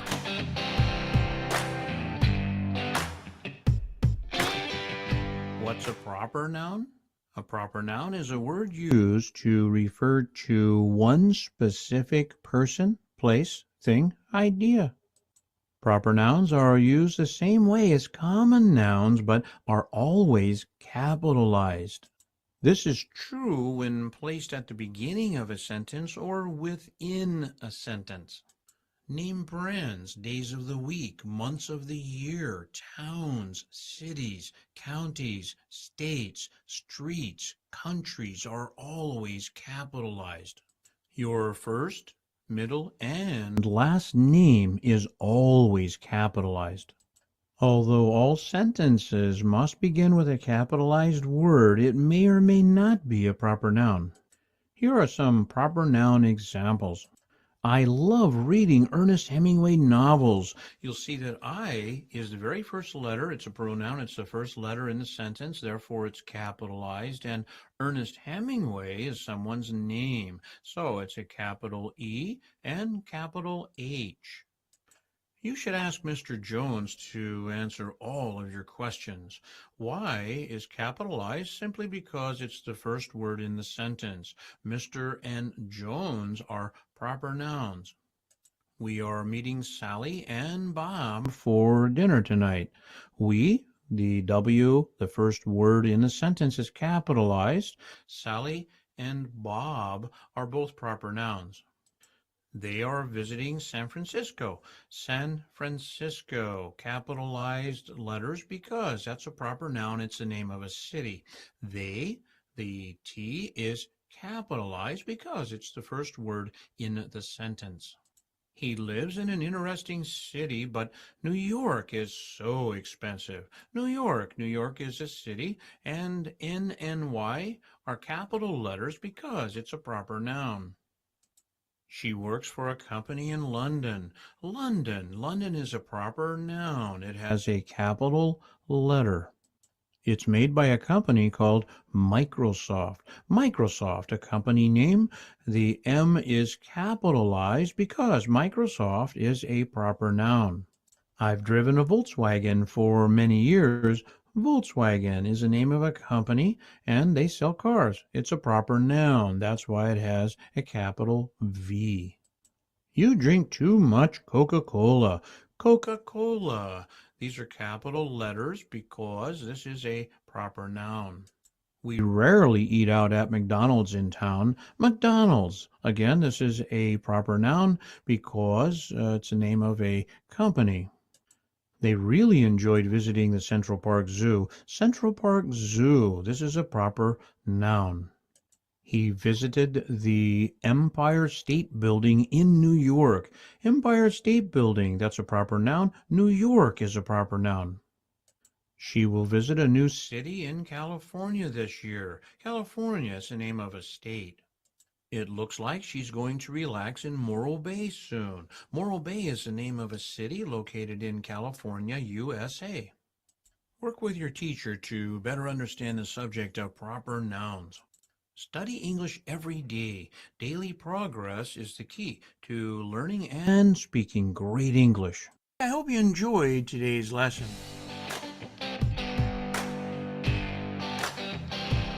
American English Grammar Review with Bill Green 54.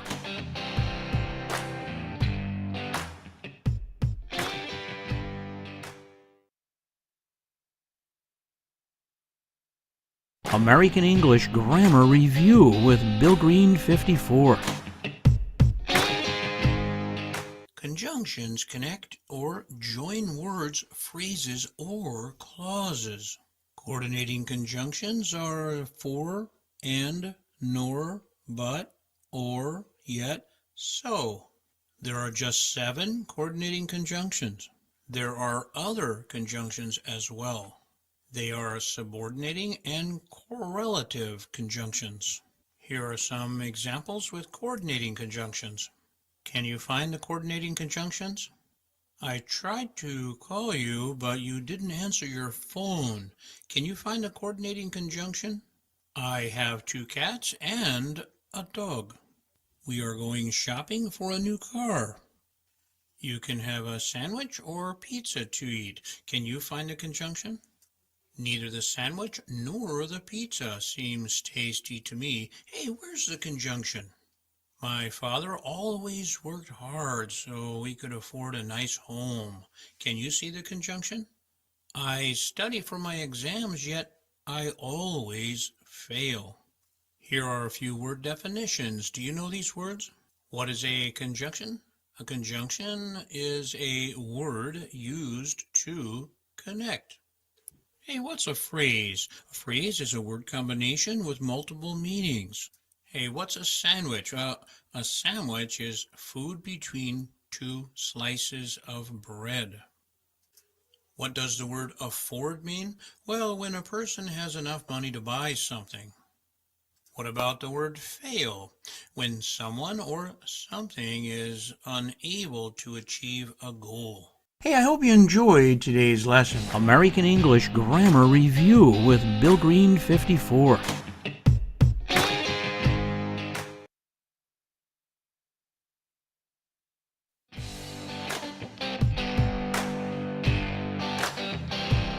American English Grammar Review with Bill Green 54.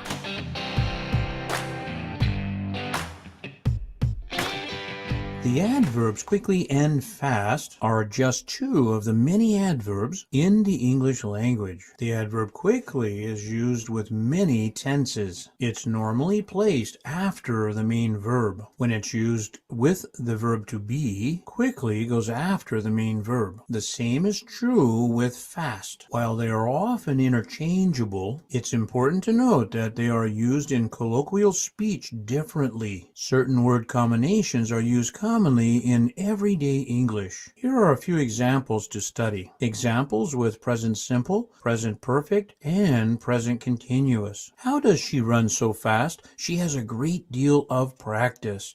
Remember here, fast is an adverb and it goes after the verb run. Has he always run so quickly? Yes, he has run fast all his life. Here, the adverb so is used to intensify the word quickly. Quickly is also the adverb we're talking about now. Quickly goes after the word run. Run is your verb. Why are they running so fast? Well, they're late for work. In this case, running is your verb, so is your intensifying adverb, fast is your adverb. Here are some other uses with quickly and fast. Why are you eating so fast? Well, because I must return to work quickly.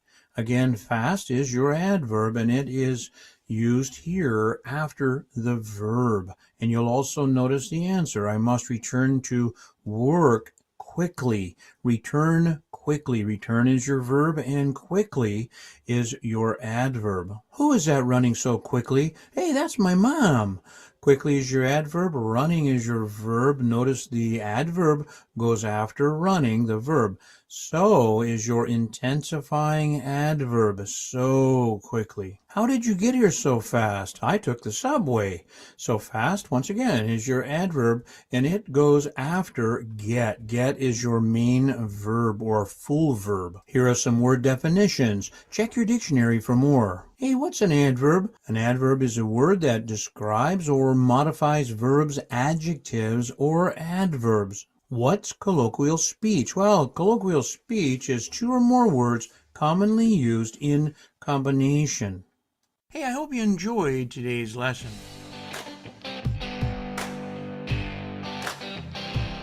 American English Grammar Review with Bill Green 54.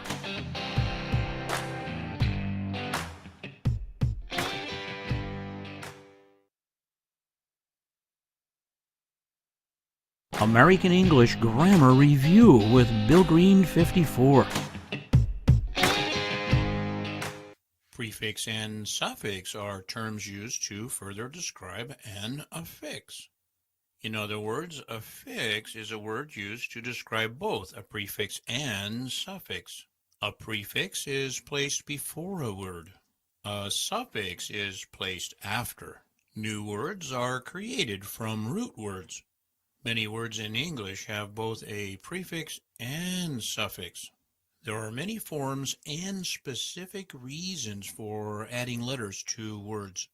The main idea is to create other words with different definitions in English.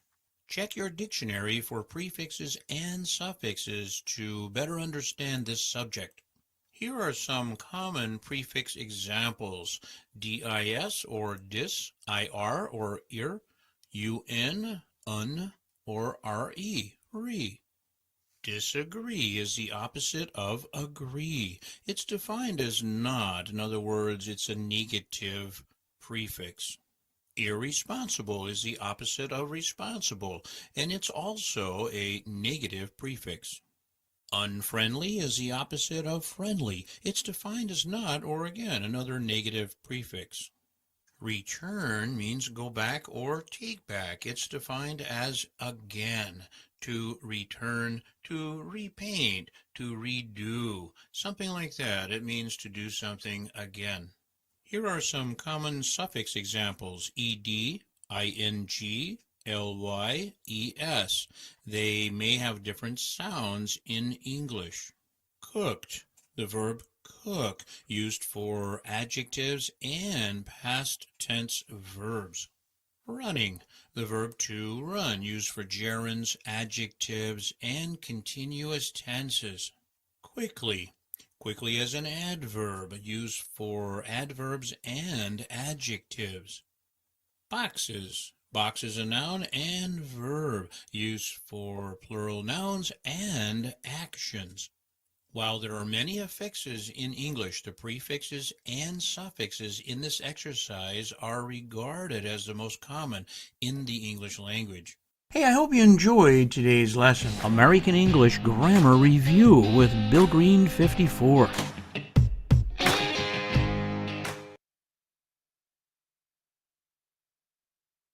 American English Grammar Review with Bill Green 54. An interjection is a word or words that express emotion, excitement, or feelings. Interjections stand alone. Nearly all English words can be used as an interjection. They are used commonly in spoken, casual, and informal English. Interjections can express positive, neutral, and negative thoughts. Here are a few examples with interjections. Have fun practicing interjections. Yikes, there's a spider on my foot. You prepared dinner all by yourself? Wow. Ouch, that bee just stung me. You finally graduated from university. Congrats. Oh dear, I don't know how to solve this problem. She spoke Yiddish all day. Cool. Fantastic. It's such a beautiful day today. Here are a few word definitions. Do you know these words? An interjection shares emotion, excitement, or feelings. Casual, that's the opposite of formal. Neutral, somewhere in the middle. Congrats, short for congratulations. Yiddish is a language with rich expressions. Hey, I hope you enjoyed today's lesson. American English Grammar Review with Bill Green 54.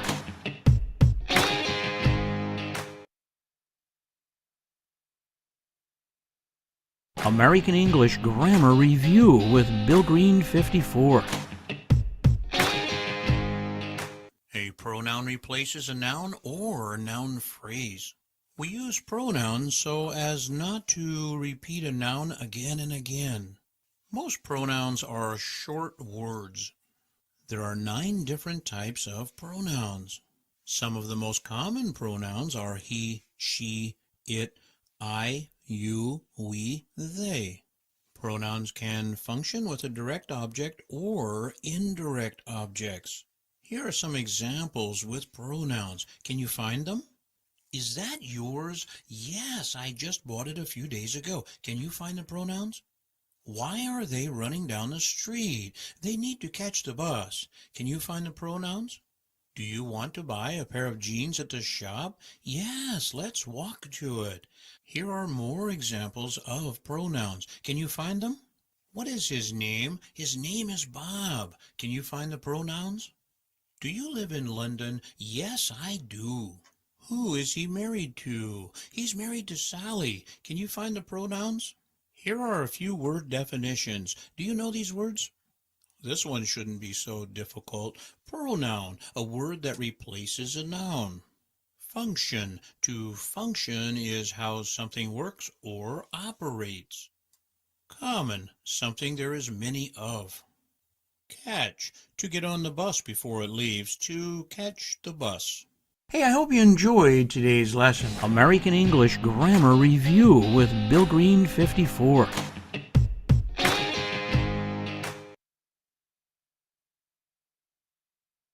American English Grammar Review with Bill Green 54. A verb expresses an action, state, or feeling. Action verbs express an activity we can watch or know it's happening. State or stative verbs express a fact. Feeling verbs express senses. Common feeling verbs are like, love, enjoy. Most stative verbs are never used in the continuous tenses. Some common state verbs are have, get, and see. Every sentence in English must have a verb. Here are some action verb examples. Can you find the action verbs? Do you dance? Yes, I dance at the club on Fridays. Can you find the action verb? Is she running down the street? Yes, she runs often. Can you find the verb? Here are a few stative verbs. Can you find them? Does it have a name? Yes, my new dog's name is Spot. Can you find the stative verbs? Do you live in London? Yes, I do. Can you find the stative verbs? Who is he married to? He's married to Sally. Can you find the stative verbs? Here are some word definitions. Do you know these words? What's a verb? A verb is used for actions, states, and feelings. Activity. It's an action or movement. Stative. It's a fact more than an action. A stative verb is more like a fact, not an action. Hey, what's a sentence? A sentence is a statement, a series of words put together, and is as few as two words, including a verb. Hey, I hope you enjoyed today's lesson. American English Grammar Review with Bill Green 54.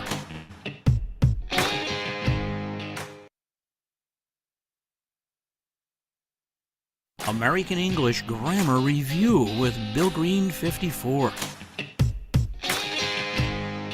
Idioms. Hey, what's an idiom? An idiom is a group of words that means something different than the individual words it contains. We're going to start out today with a number of idioms that are very common in the English language. All thumbs. Uncoordinated and awkward, especially with one's hands. Hey, I've tried to put this toy together according to the instructions, but I'm all thumbs. I can't seem to get the parts to fit. Here's another. Peter seems to be all thumbs today. He keeps dropping his tools. All wet. Wrong to the point of being silly or unbelievable. Hey, he's all wet if he thinks I'm going to believe his lies. Hey, don't listen to Maria. She doesn't know what she's talking about. She's all wet.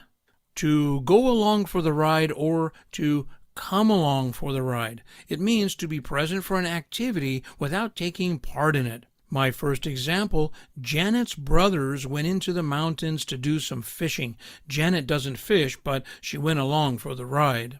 Hey, I don't need to do any shopping, but perhaps I'll come along for the ride if that's okay with you. The expression suggests that the ride itself is the extent of the person's participation in the activity, and that the person does not take part in the activity that is the purpose of the ride. Apple of one's eye, a person or thing that's precious or loved above all else. Here's an example. Hey, Richard is so attached to his daughter that he would do anything for her. She's the apple of his eye. Another one. The boy won't behave in school, but you can't convince his parents. He's the apple of their eye.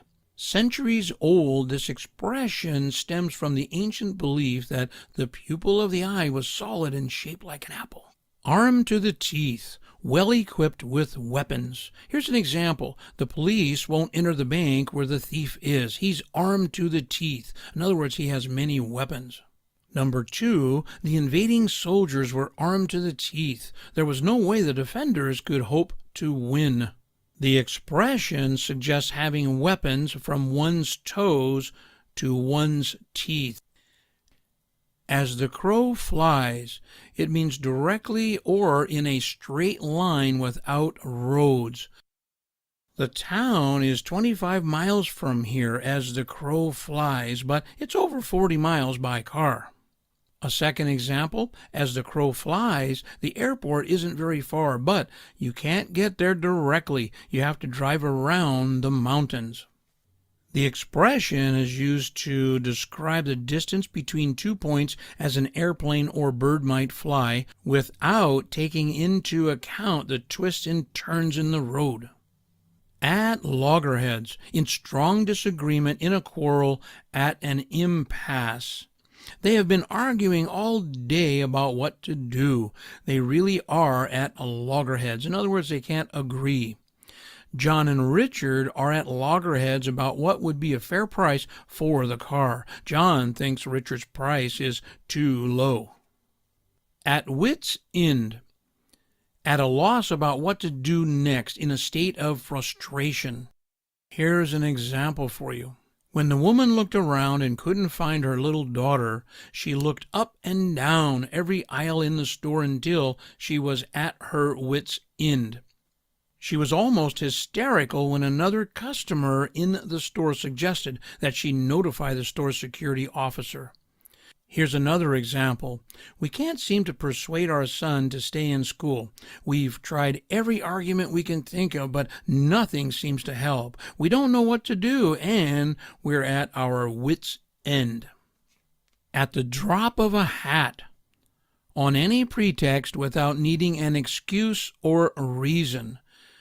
Here's a great example. Those workmen look for any reason to stop working. They'll put down their tools at the drop of a hat. I have another for you. Nancy really doesn't want to stay in her present job. She'll leave for another one at the drop of a hat. Hey, I hope you enjoyed today's lesson. American English Grammar Review with Bill Green 54.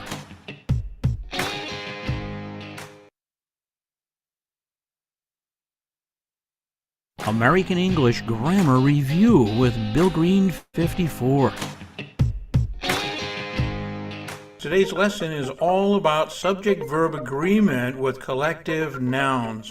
Does a singular collective noun take a singular or plural verb? Well, it depends. If the collective noun refers to the group as a unit, then it takes a singular verb. If it refers to the individuals in the group or the parts that make up the group, then the verb should be plural.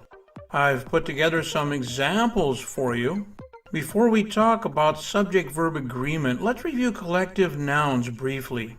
A collective noun is used to refer to an entire group. Consider a group as 3 or more. A collective noun refers to a group of people, animals, or things with more than 2. A collective noun example could be family. It stands for parents and children. Could be more than that, could be grandma and grandpa. Here's an example with family. My family is always having fun. Not my family are. Not my family are always having fun. So once again, my family is. Family is a collective noun. Sometimes we use a pronoun to reinforce a previous statement. Hey, be careful with pronouns. Here's an example of what I'm talking about.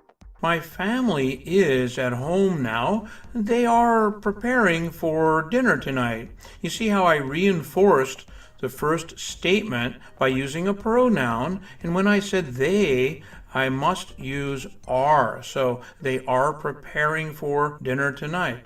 While some collective nouns can be singular as well as plural, start with singular first. However, many collective nouns are always referred to as more than one. Sometimes we think of the group as several individuals. Here are 2 simple examples.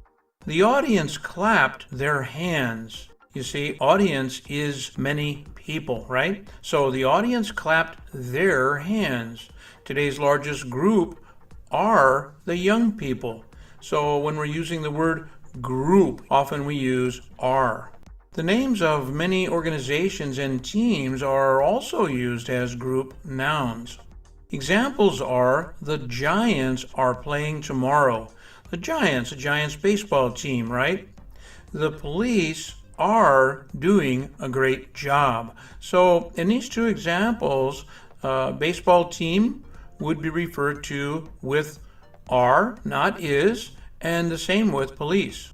There are countless words that refer to groups. Hey, study your collective nouns often. Here are some of the most common collective nouns in the English language.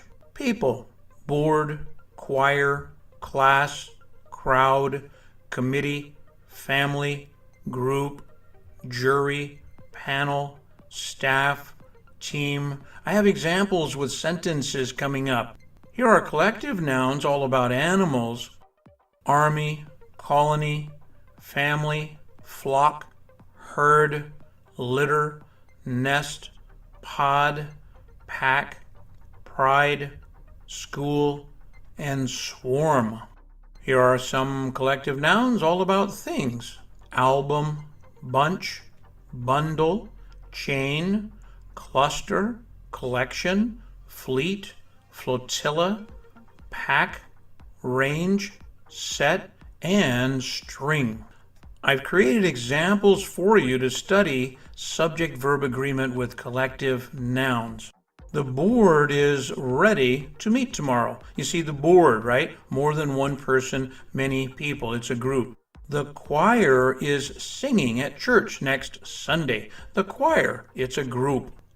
The class is attending school in the fall. Class, right? Many people. The crowd is gathering outside the bank. Crowd. It is a collective noun. The committee is planning to meet today. Committee, more than one person, right? His family is moving to the big city soon. Family, more than one person. The group is traveling to the mountains soon. The group, many people. The jury is just starting to deliberate now. You know, jury in a court of law. The panel is tabulating the athlete's score now. Panel, more than one person. The staff is starting work shortly. Staff, more than one person. The team is playing their best today. More than one person, right? Okay, so next up is animal. Animal collective noun examples are next. The army is everywhere. The ants have moved in. So, an army of ants. The colony has grown. Bees are very active. A colony of bees. The family is happy. The otters live near here. A family of otters. The flock flew overhead 10 minutes ago. A flock of birds, right? The herd is ready to eat. The cows look hungry. A herd of cows. The litter is so active, the puppies like to play. So, a litter of puppies. The nest is near the tree. It's a nest of snakes. So, nest of snakes, be careful. The pod is close to the boat, maybe 5 whales. A pod of whales.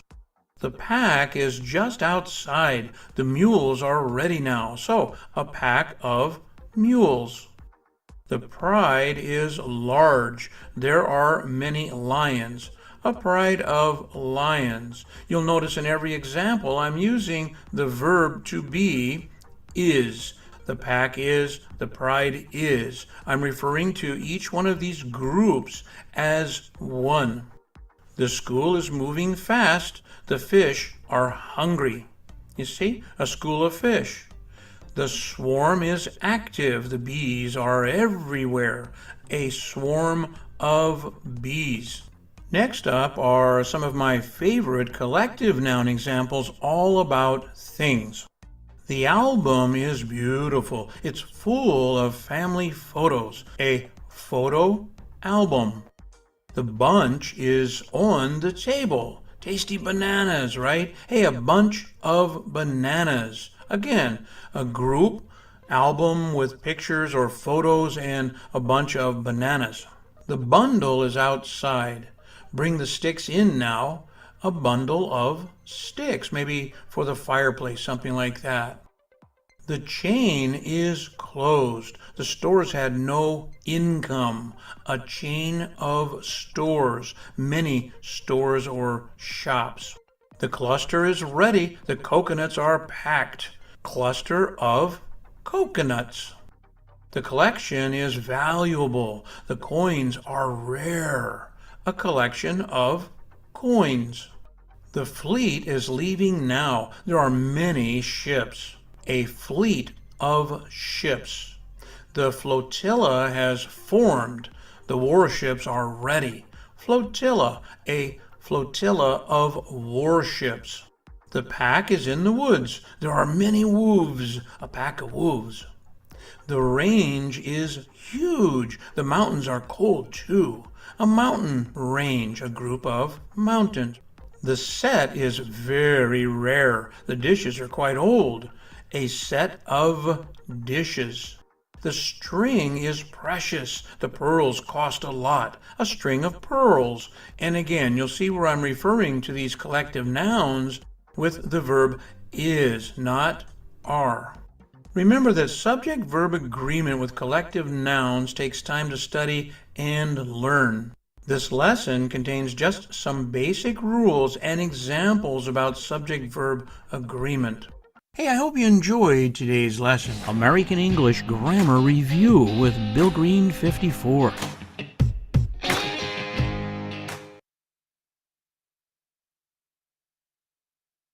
American English Grammar Review with Bill Green 54.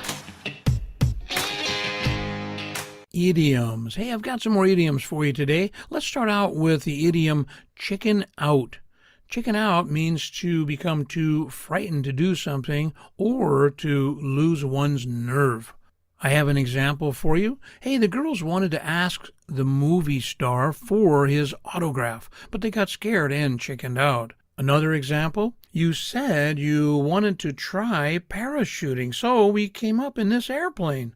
The door is open and it's time to jump. Don't chicken out now.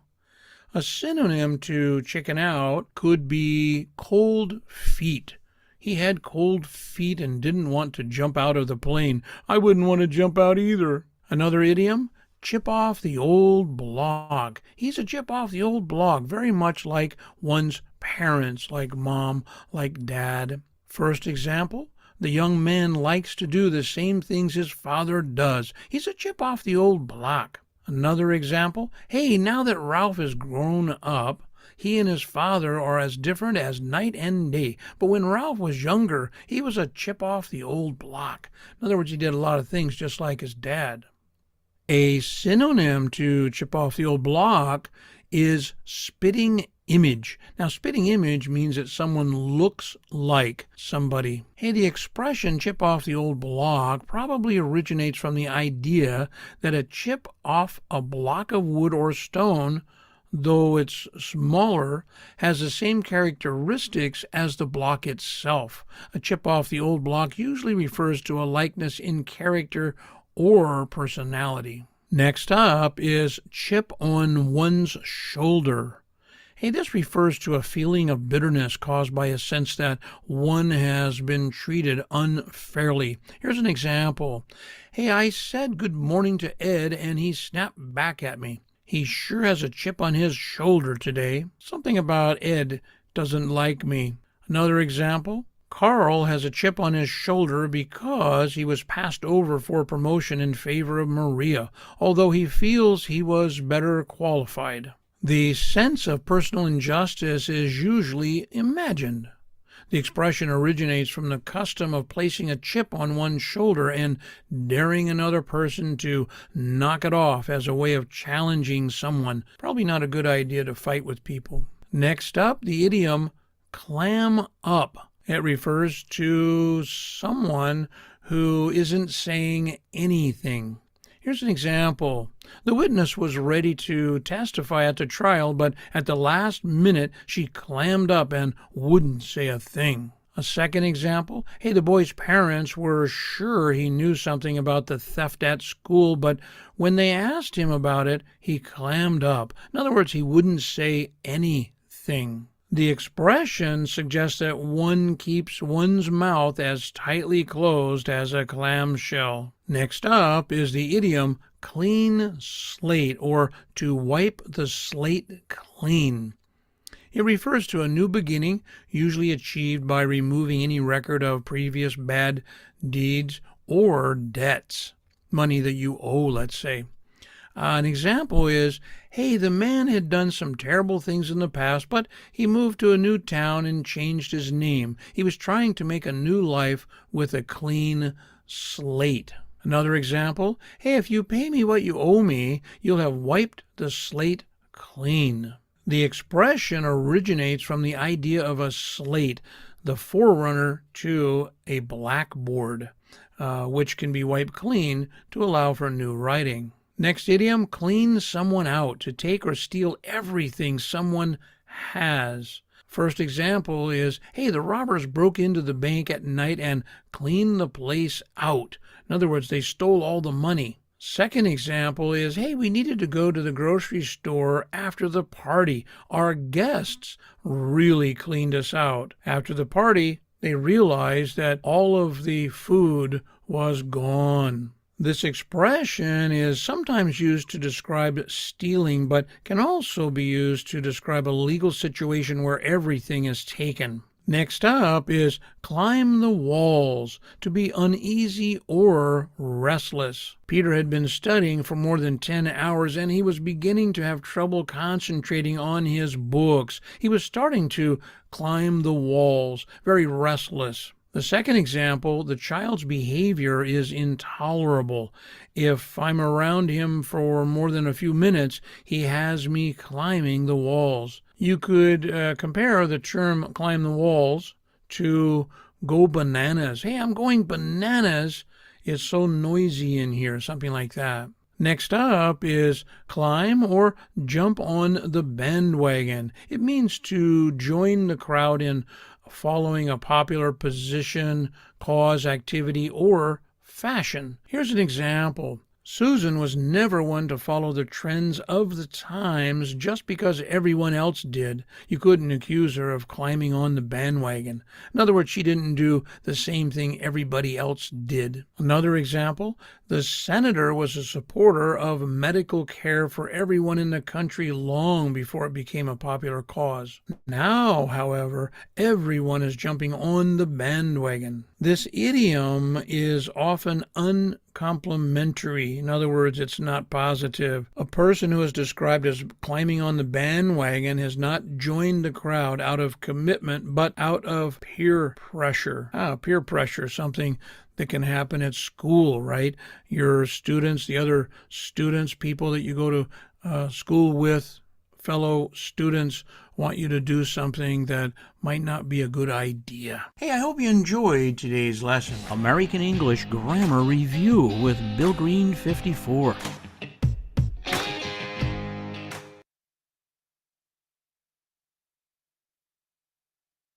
American English Grammar Review with Bill Green 54.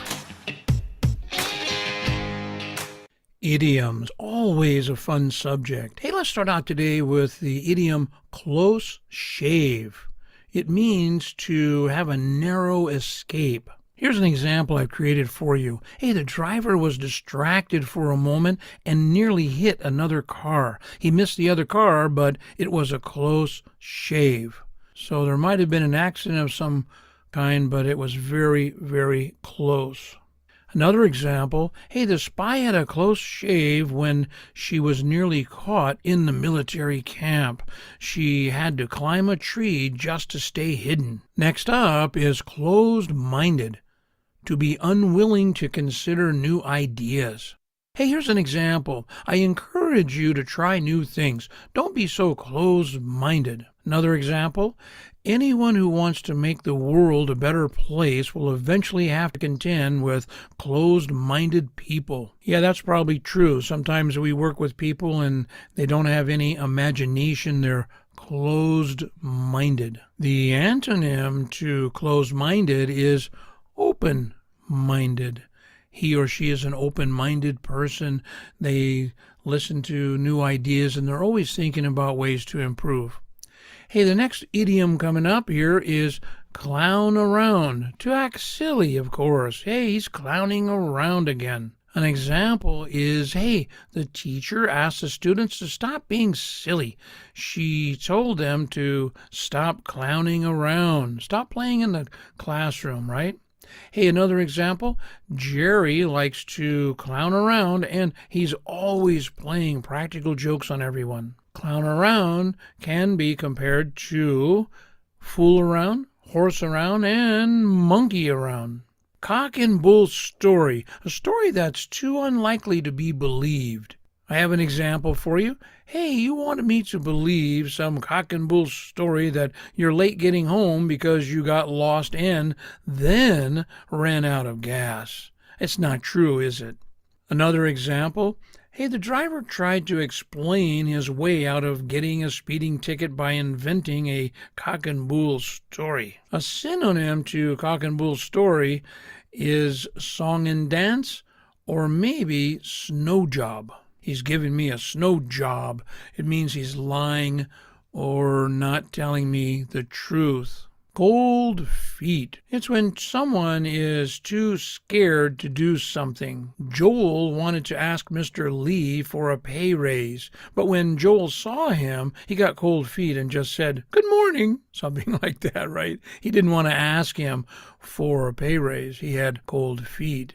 Hey, the soldier got cold feet when the pilot told him it was time to parachute out of the airplane. In other words, he didn't want to jump with his parachute out of the plane. He got cold feet. A couple of synonyms to cold feet is chicken out and to have second thoughts. Cold turkey, something that happens abruptly, very quickly, and not gradually or over time. Harry decided to stop smoking cigarettes all at once. He decided to quit cold turkey. So when he stopped smoking, which is a good idea, right?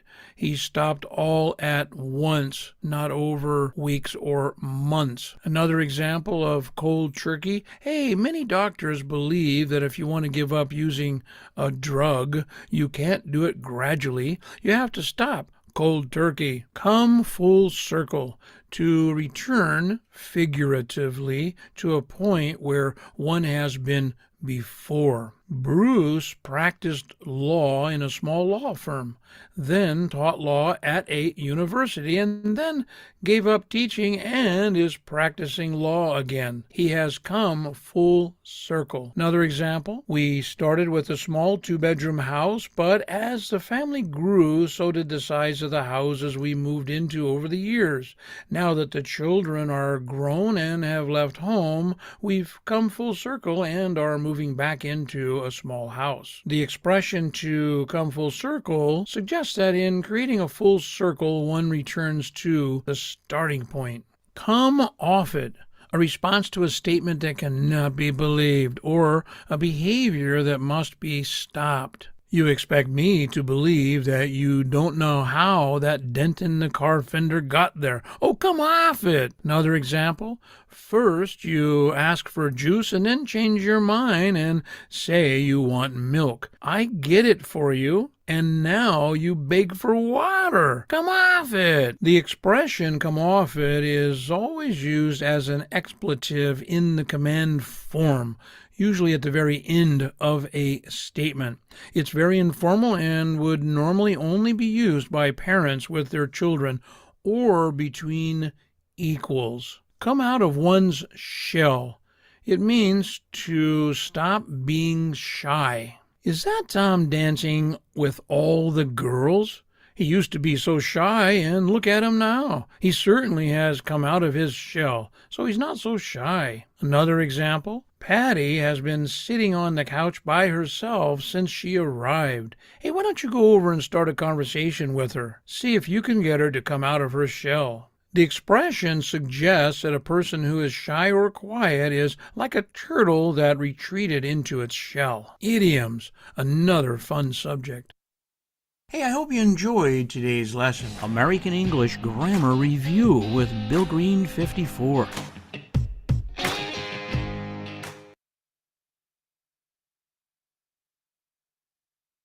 American English Grammar Review with Bill Green 54.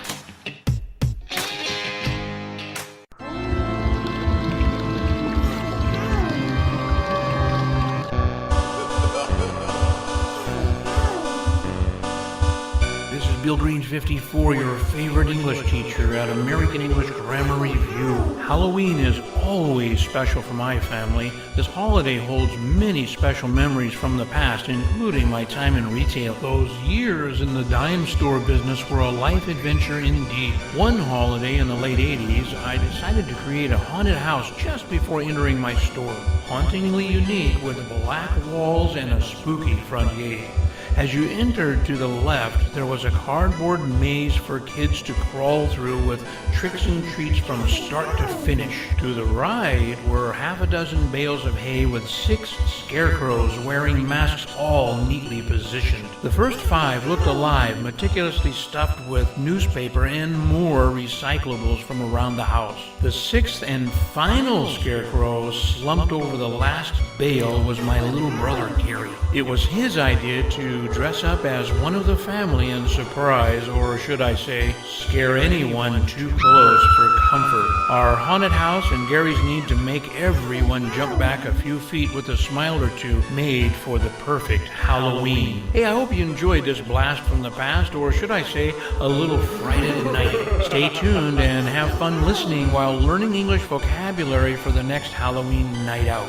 Don't forget to subscribe to American English Grammar Review. Hey, stay tuned for more with a very special word list all about Halloween.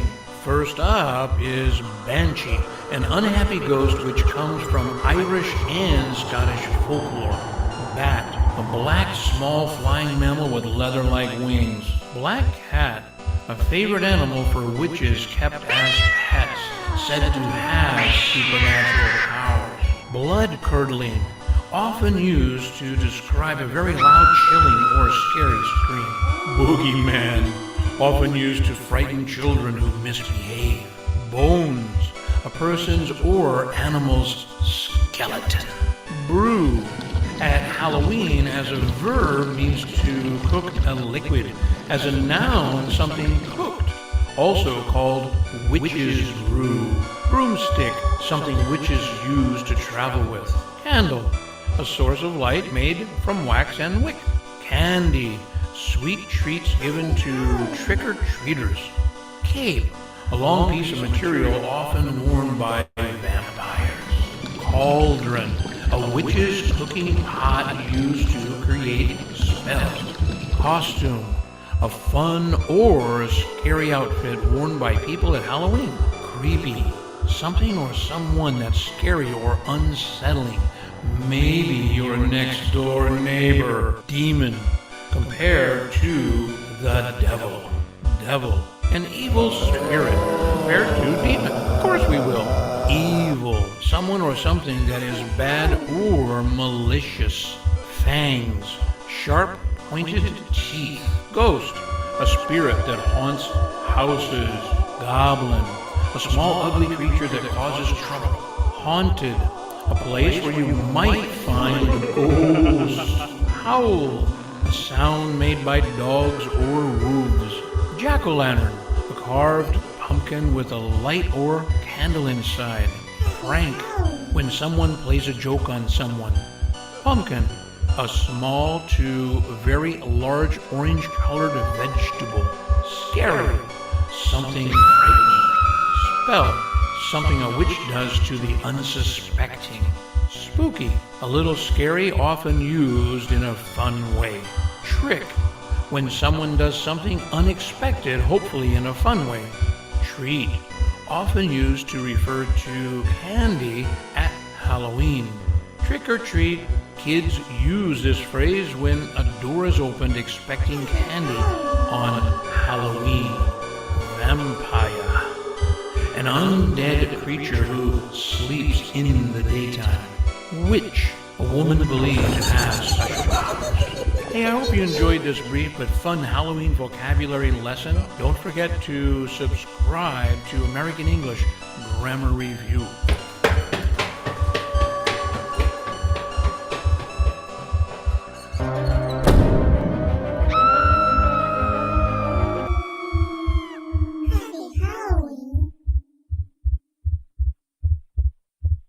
Hey, I hope you enjoyed today's lesson. American English Grammar Review with Bill Green 54.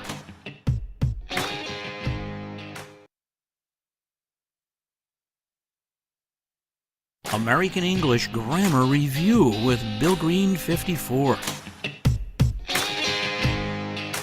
Idioms, another great topic to talk about in English. Hey, first up today is to catch someone red-handed or to get caught red-handed. It means to catch someone in the act of committing some offense, something they're doing that's not correct. An example would be, hey, the little girl's mother caught her red-handed trying to steal cookies from the cookie jar. Not something I would be too upset about. Hey, here's another example. The two men dropped the stolen goods when they heard the police car sirens. They didn't want to get caught red-handed. Next up, to catch someone's eye. It means to attract someone's visual attention. Here's an example.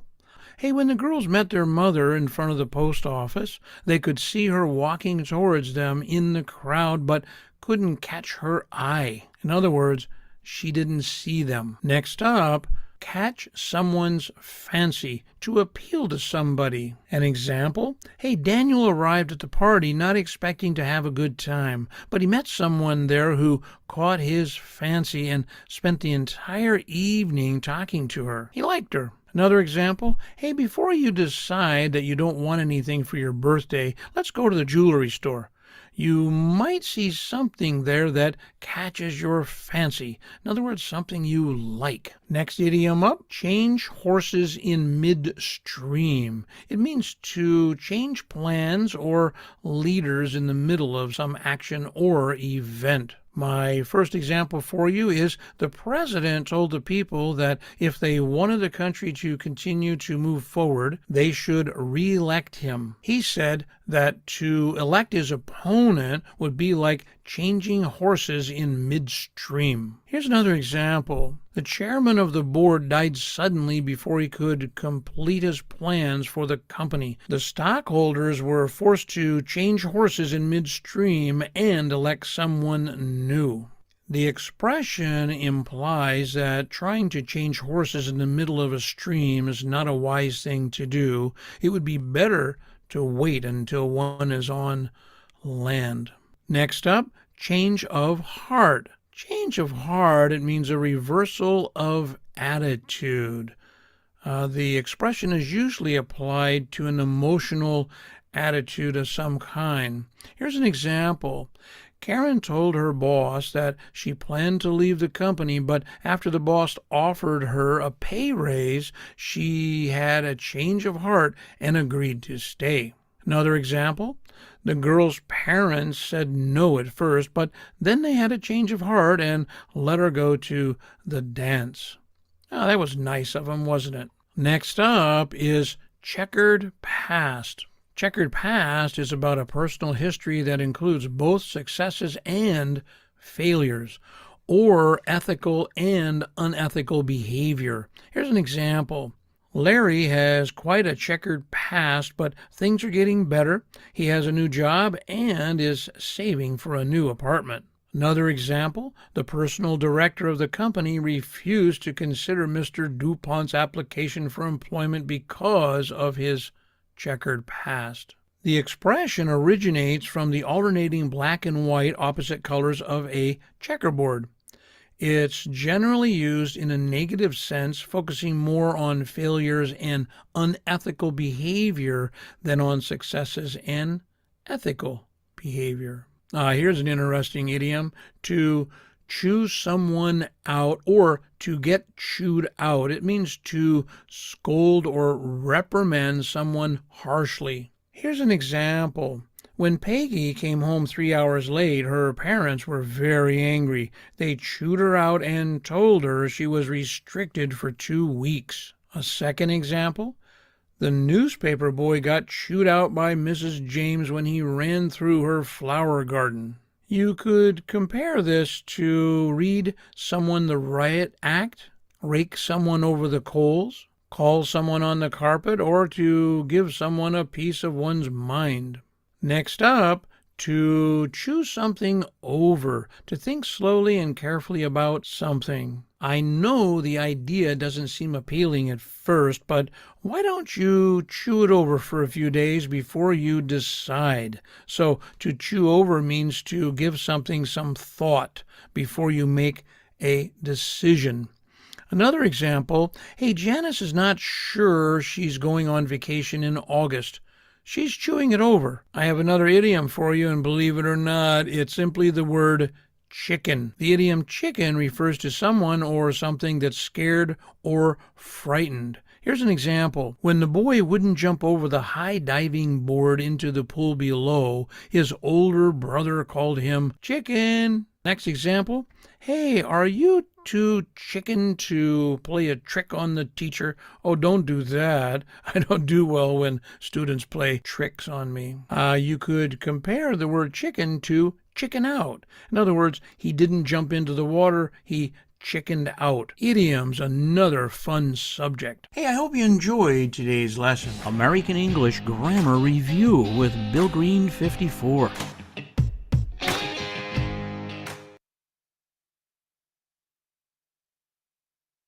American English Grammar Review with Bill Green 54. First idiom up is call someone on the carpet. It means to confront or hold someone responsible for some misdeed. Here's an example. The student tried to make the teacher think that his report was original, but the teacher knew it wasn't and called him on the carpet. Another example. I got called on the carpet for being late again. I have some synonyms for this. Rake someone over the coals, or chew someone out, or read someone the riot act. Next up is call someone's bluff. It means to challenge someone to carry out a threat or prove the truth of a statement. Here's an example. I told my parents that I'd gotten passing grades in all my classes, but they didn't believe me. They called my bluff and asked to see my report card. Of course they did. They are your parents. Here's another example. The bank robber threatened to shoot the bank guard, but the guard called the robber's bluff by walking up to him and taking away his gun. So instead of listening to the robber, he took a chance and called the robber's bluff. This idiom is based on the literal meaning of this phrase as used in card games such as poker. A player who is bluffing may pretend to have a winning hand when in fact he or she does not. To call one's bluff in poker is to challenge one to show his or her cards. Next up is call the shots. It means to be in control or to give orders. Here's an example. Hey, in this classroom, the teacher is in control. The teacher calls the shots, not the students. So the teacher's the one who is in charge. Another example, the lawyer tried to take control of the courtroom, but the judge reminded him that it's the judge who calls the shots. This idiom stems from use in sports that involve aiming. For example, in darts, the thrower might call out the exact spot that he or she expects to hit on the target. Also, calling the shots well shows the player to be in control of the outcome. Next idiom up is to open a can of worms. It refers to a situation that contains many unexpected and unwanted problems and consequences. Here's an example. The company's management thought their new policy would increase employee productivity, but instead it opened a whole new can of worms. In other words, some difficulties. Another example, his situation is completely messed up. It's a can of worms that I'm happy not to have to deal with. You could compare can of worms with another idiom, Pandora's box. Next up, to carry a torch. This is used when we talk about somebody who might be in love with someone, usually someone who does not love in return. In other words, somebody's carrying a torch for that person, but the other person doesn't like them in the same way. Here's an example. Hey, why don't you find a new boyfriend? Don't spend your life carrying a torch for someone who doesn't love you anymore. Another example, hey, Sarah will never remarry. She will always carry a torch for Henry. Lucky Henry. Hey, the expression suggests that love is a flame in the heart. Next up, carry the ball. To take on work or responsibility in order to keep a project moving forward. Here's an example. Hey, we need more people to help get this work done on time. Are you going to sit there and do nothing, or are you going to help carry the ball? In other words, help other people, yes? Another example, the people in the office were sorry to see Amira leave the company. She was such a dependable worker, and you could always count on her to carry the ball. In other words, to always make sure that something got done. Hey, I hope you enjoyed today's lesson. American English Grammar Review with Bill Green 54.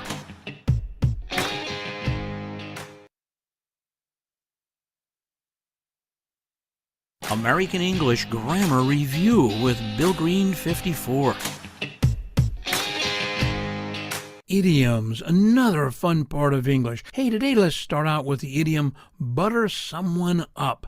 It means to flatter someone, usually excessively, in order to gain a favor. An example is, hey, my wife bought me candy and sent flowers, and now she's telling me how good my cooking is. I think she wants something and is trying to butter me up so that I'll agree. Another example, hey, if you want the professor to do a favor, just ask her. Don't butter her up. This idiom is in reference to the act of covering someone in praise or flattery, like covering a slice of bread with butter.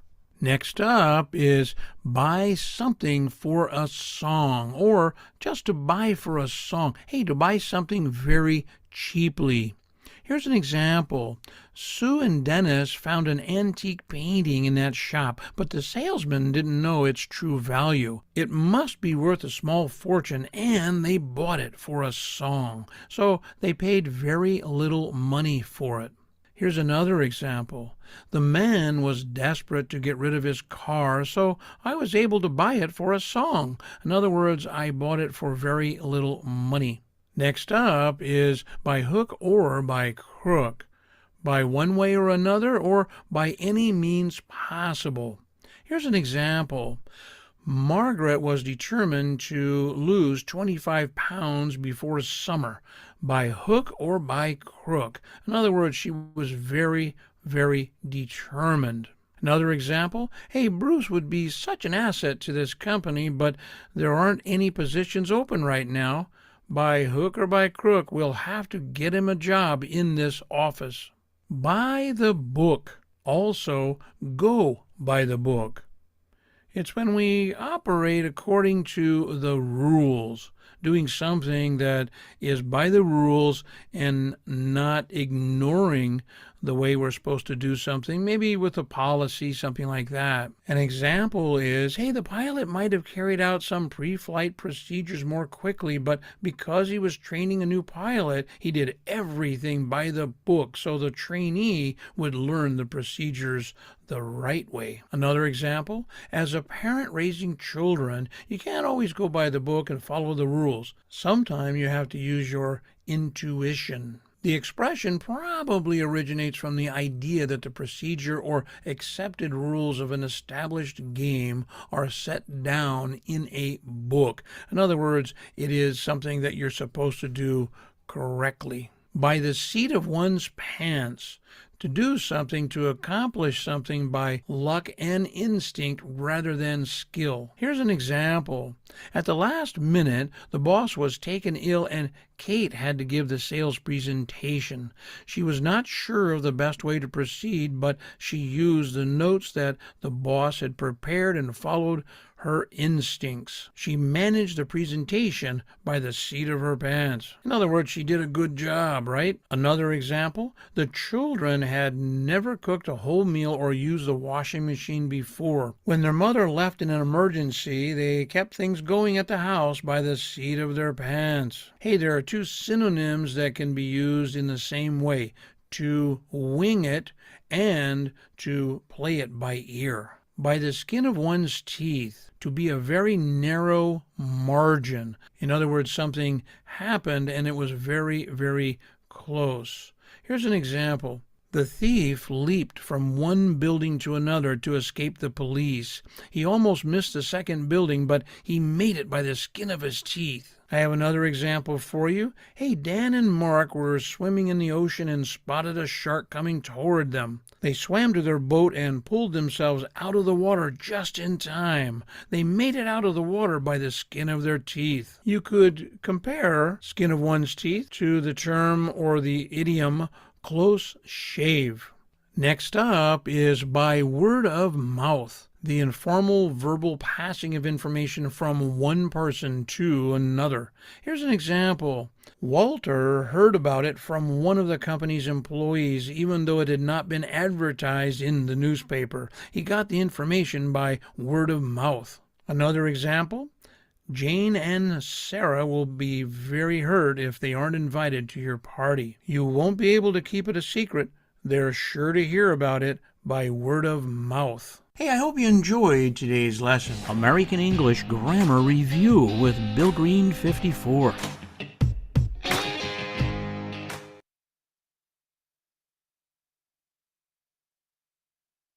American English Grammar Review with Bill Green 54.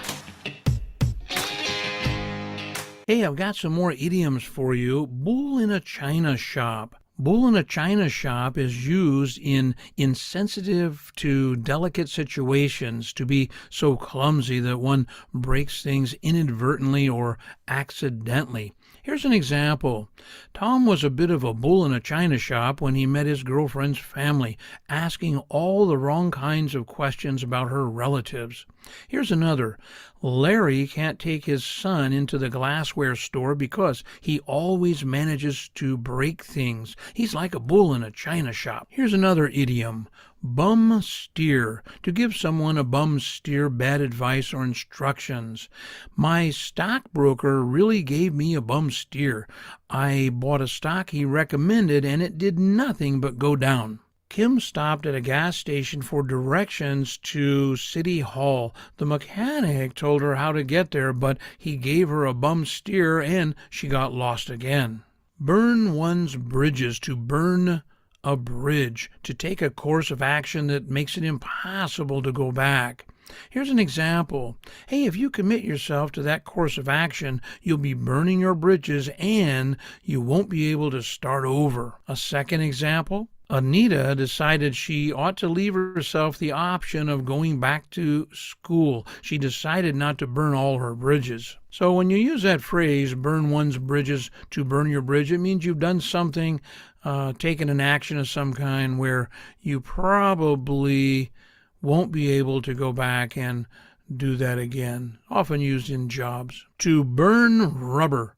Hey, can you believe it? That's an idiom. To burn rubber is to accelerate with tires so quickly from a stop position that the rubber tires make a loud squealing noise and leave a black mark on the street. It's also a slang expression meaning to hurry. Here's an example. The traffic light turned green. The car tires squealed as the driver pushed the gas pedal to the floor and burned rubber. Here's another one. Hey, we're going to have to burn rubber if we hope to get to the wedding on time. This expression is also used as slang for hurry. Burn the candle at both ends, to overwork oneself. Here's an example.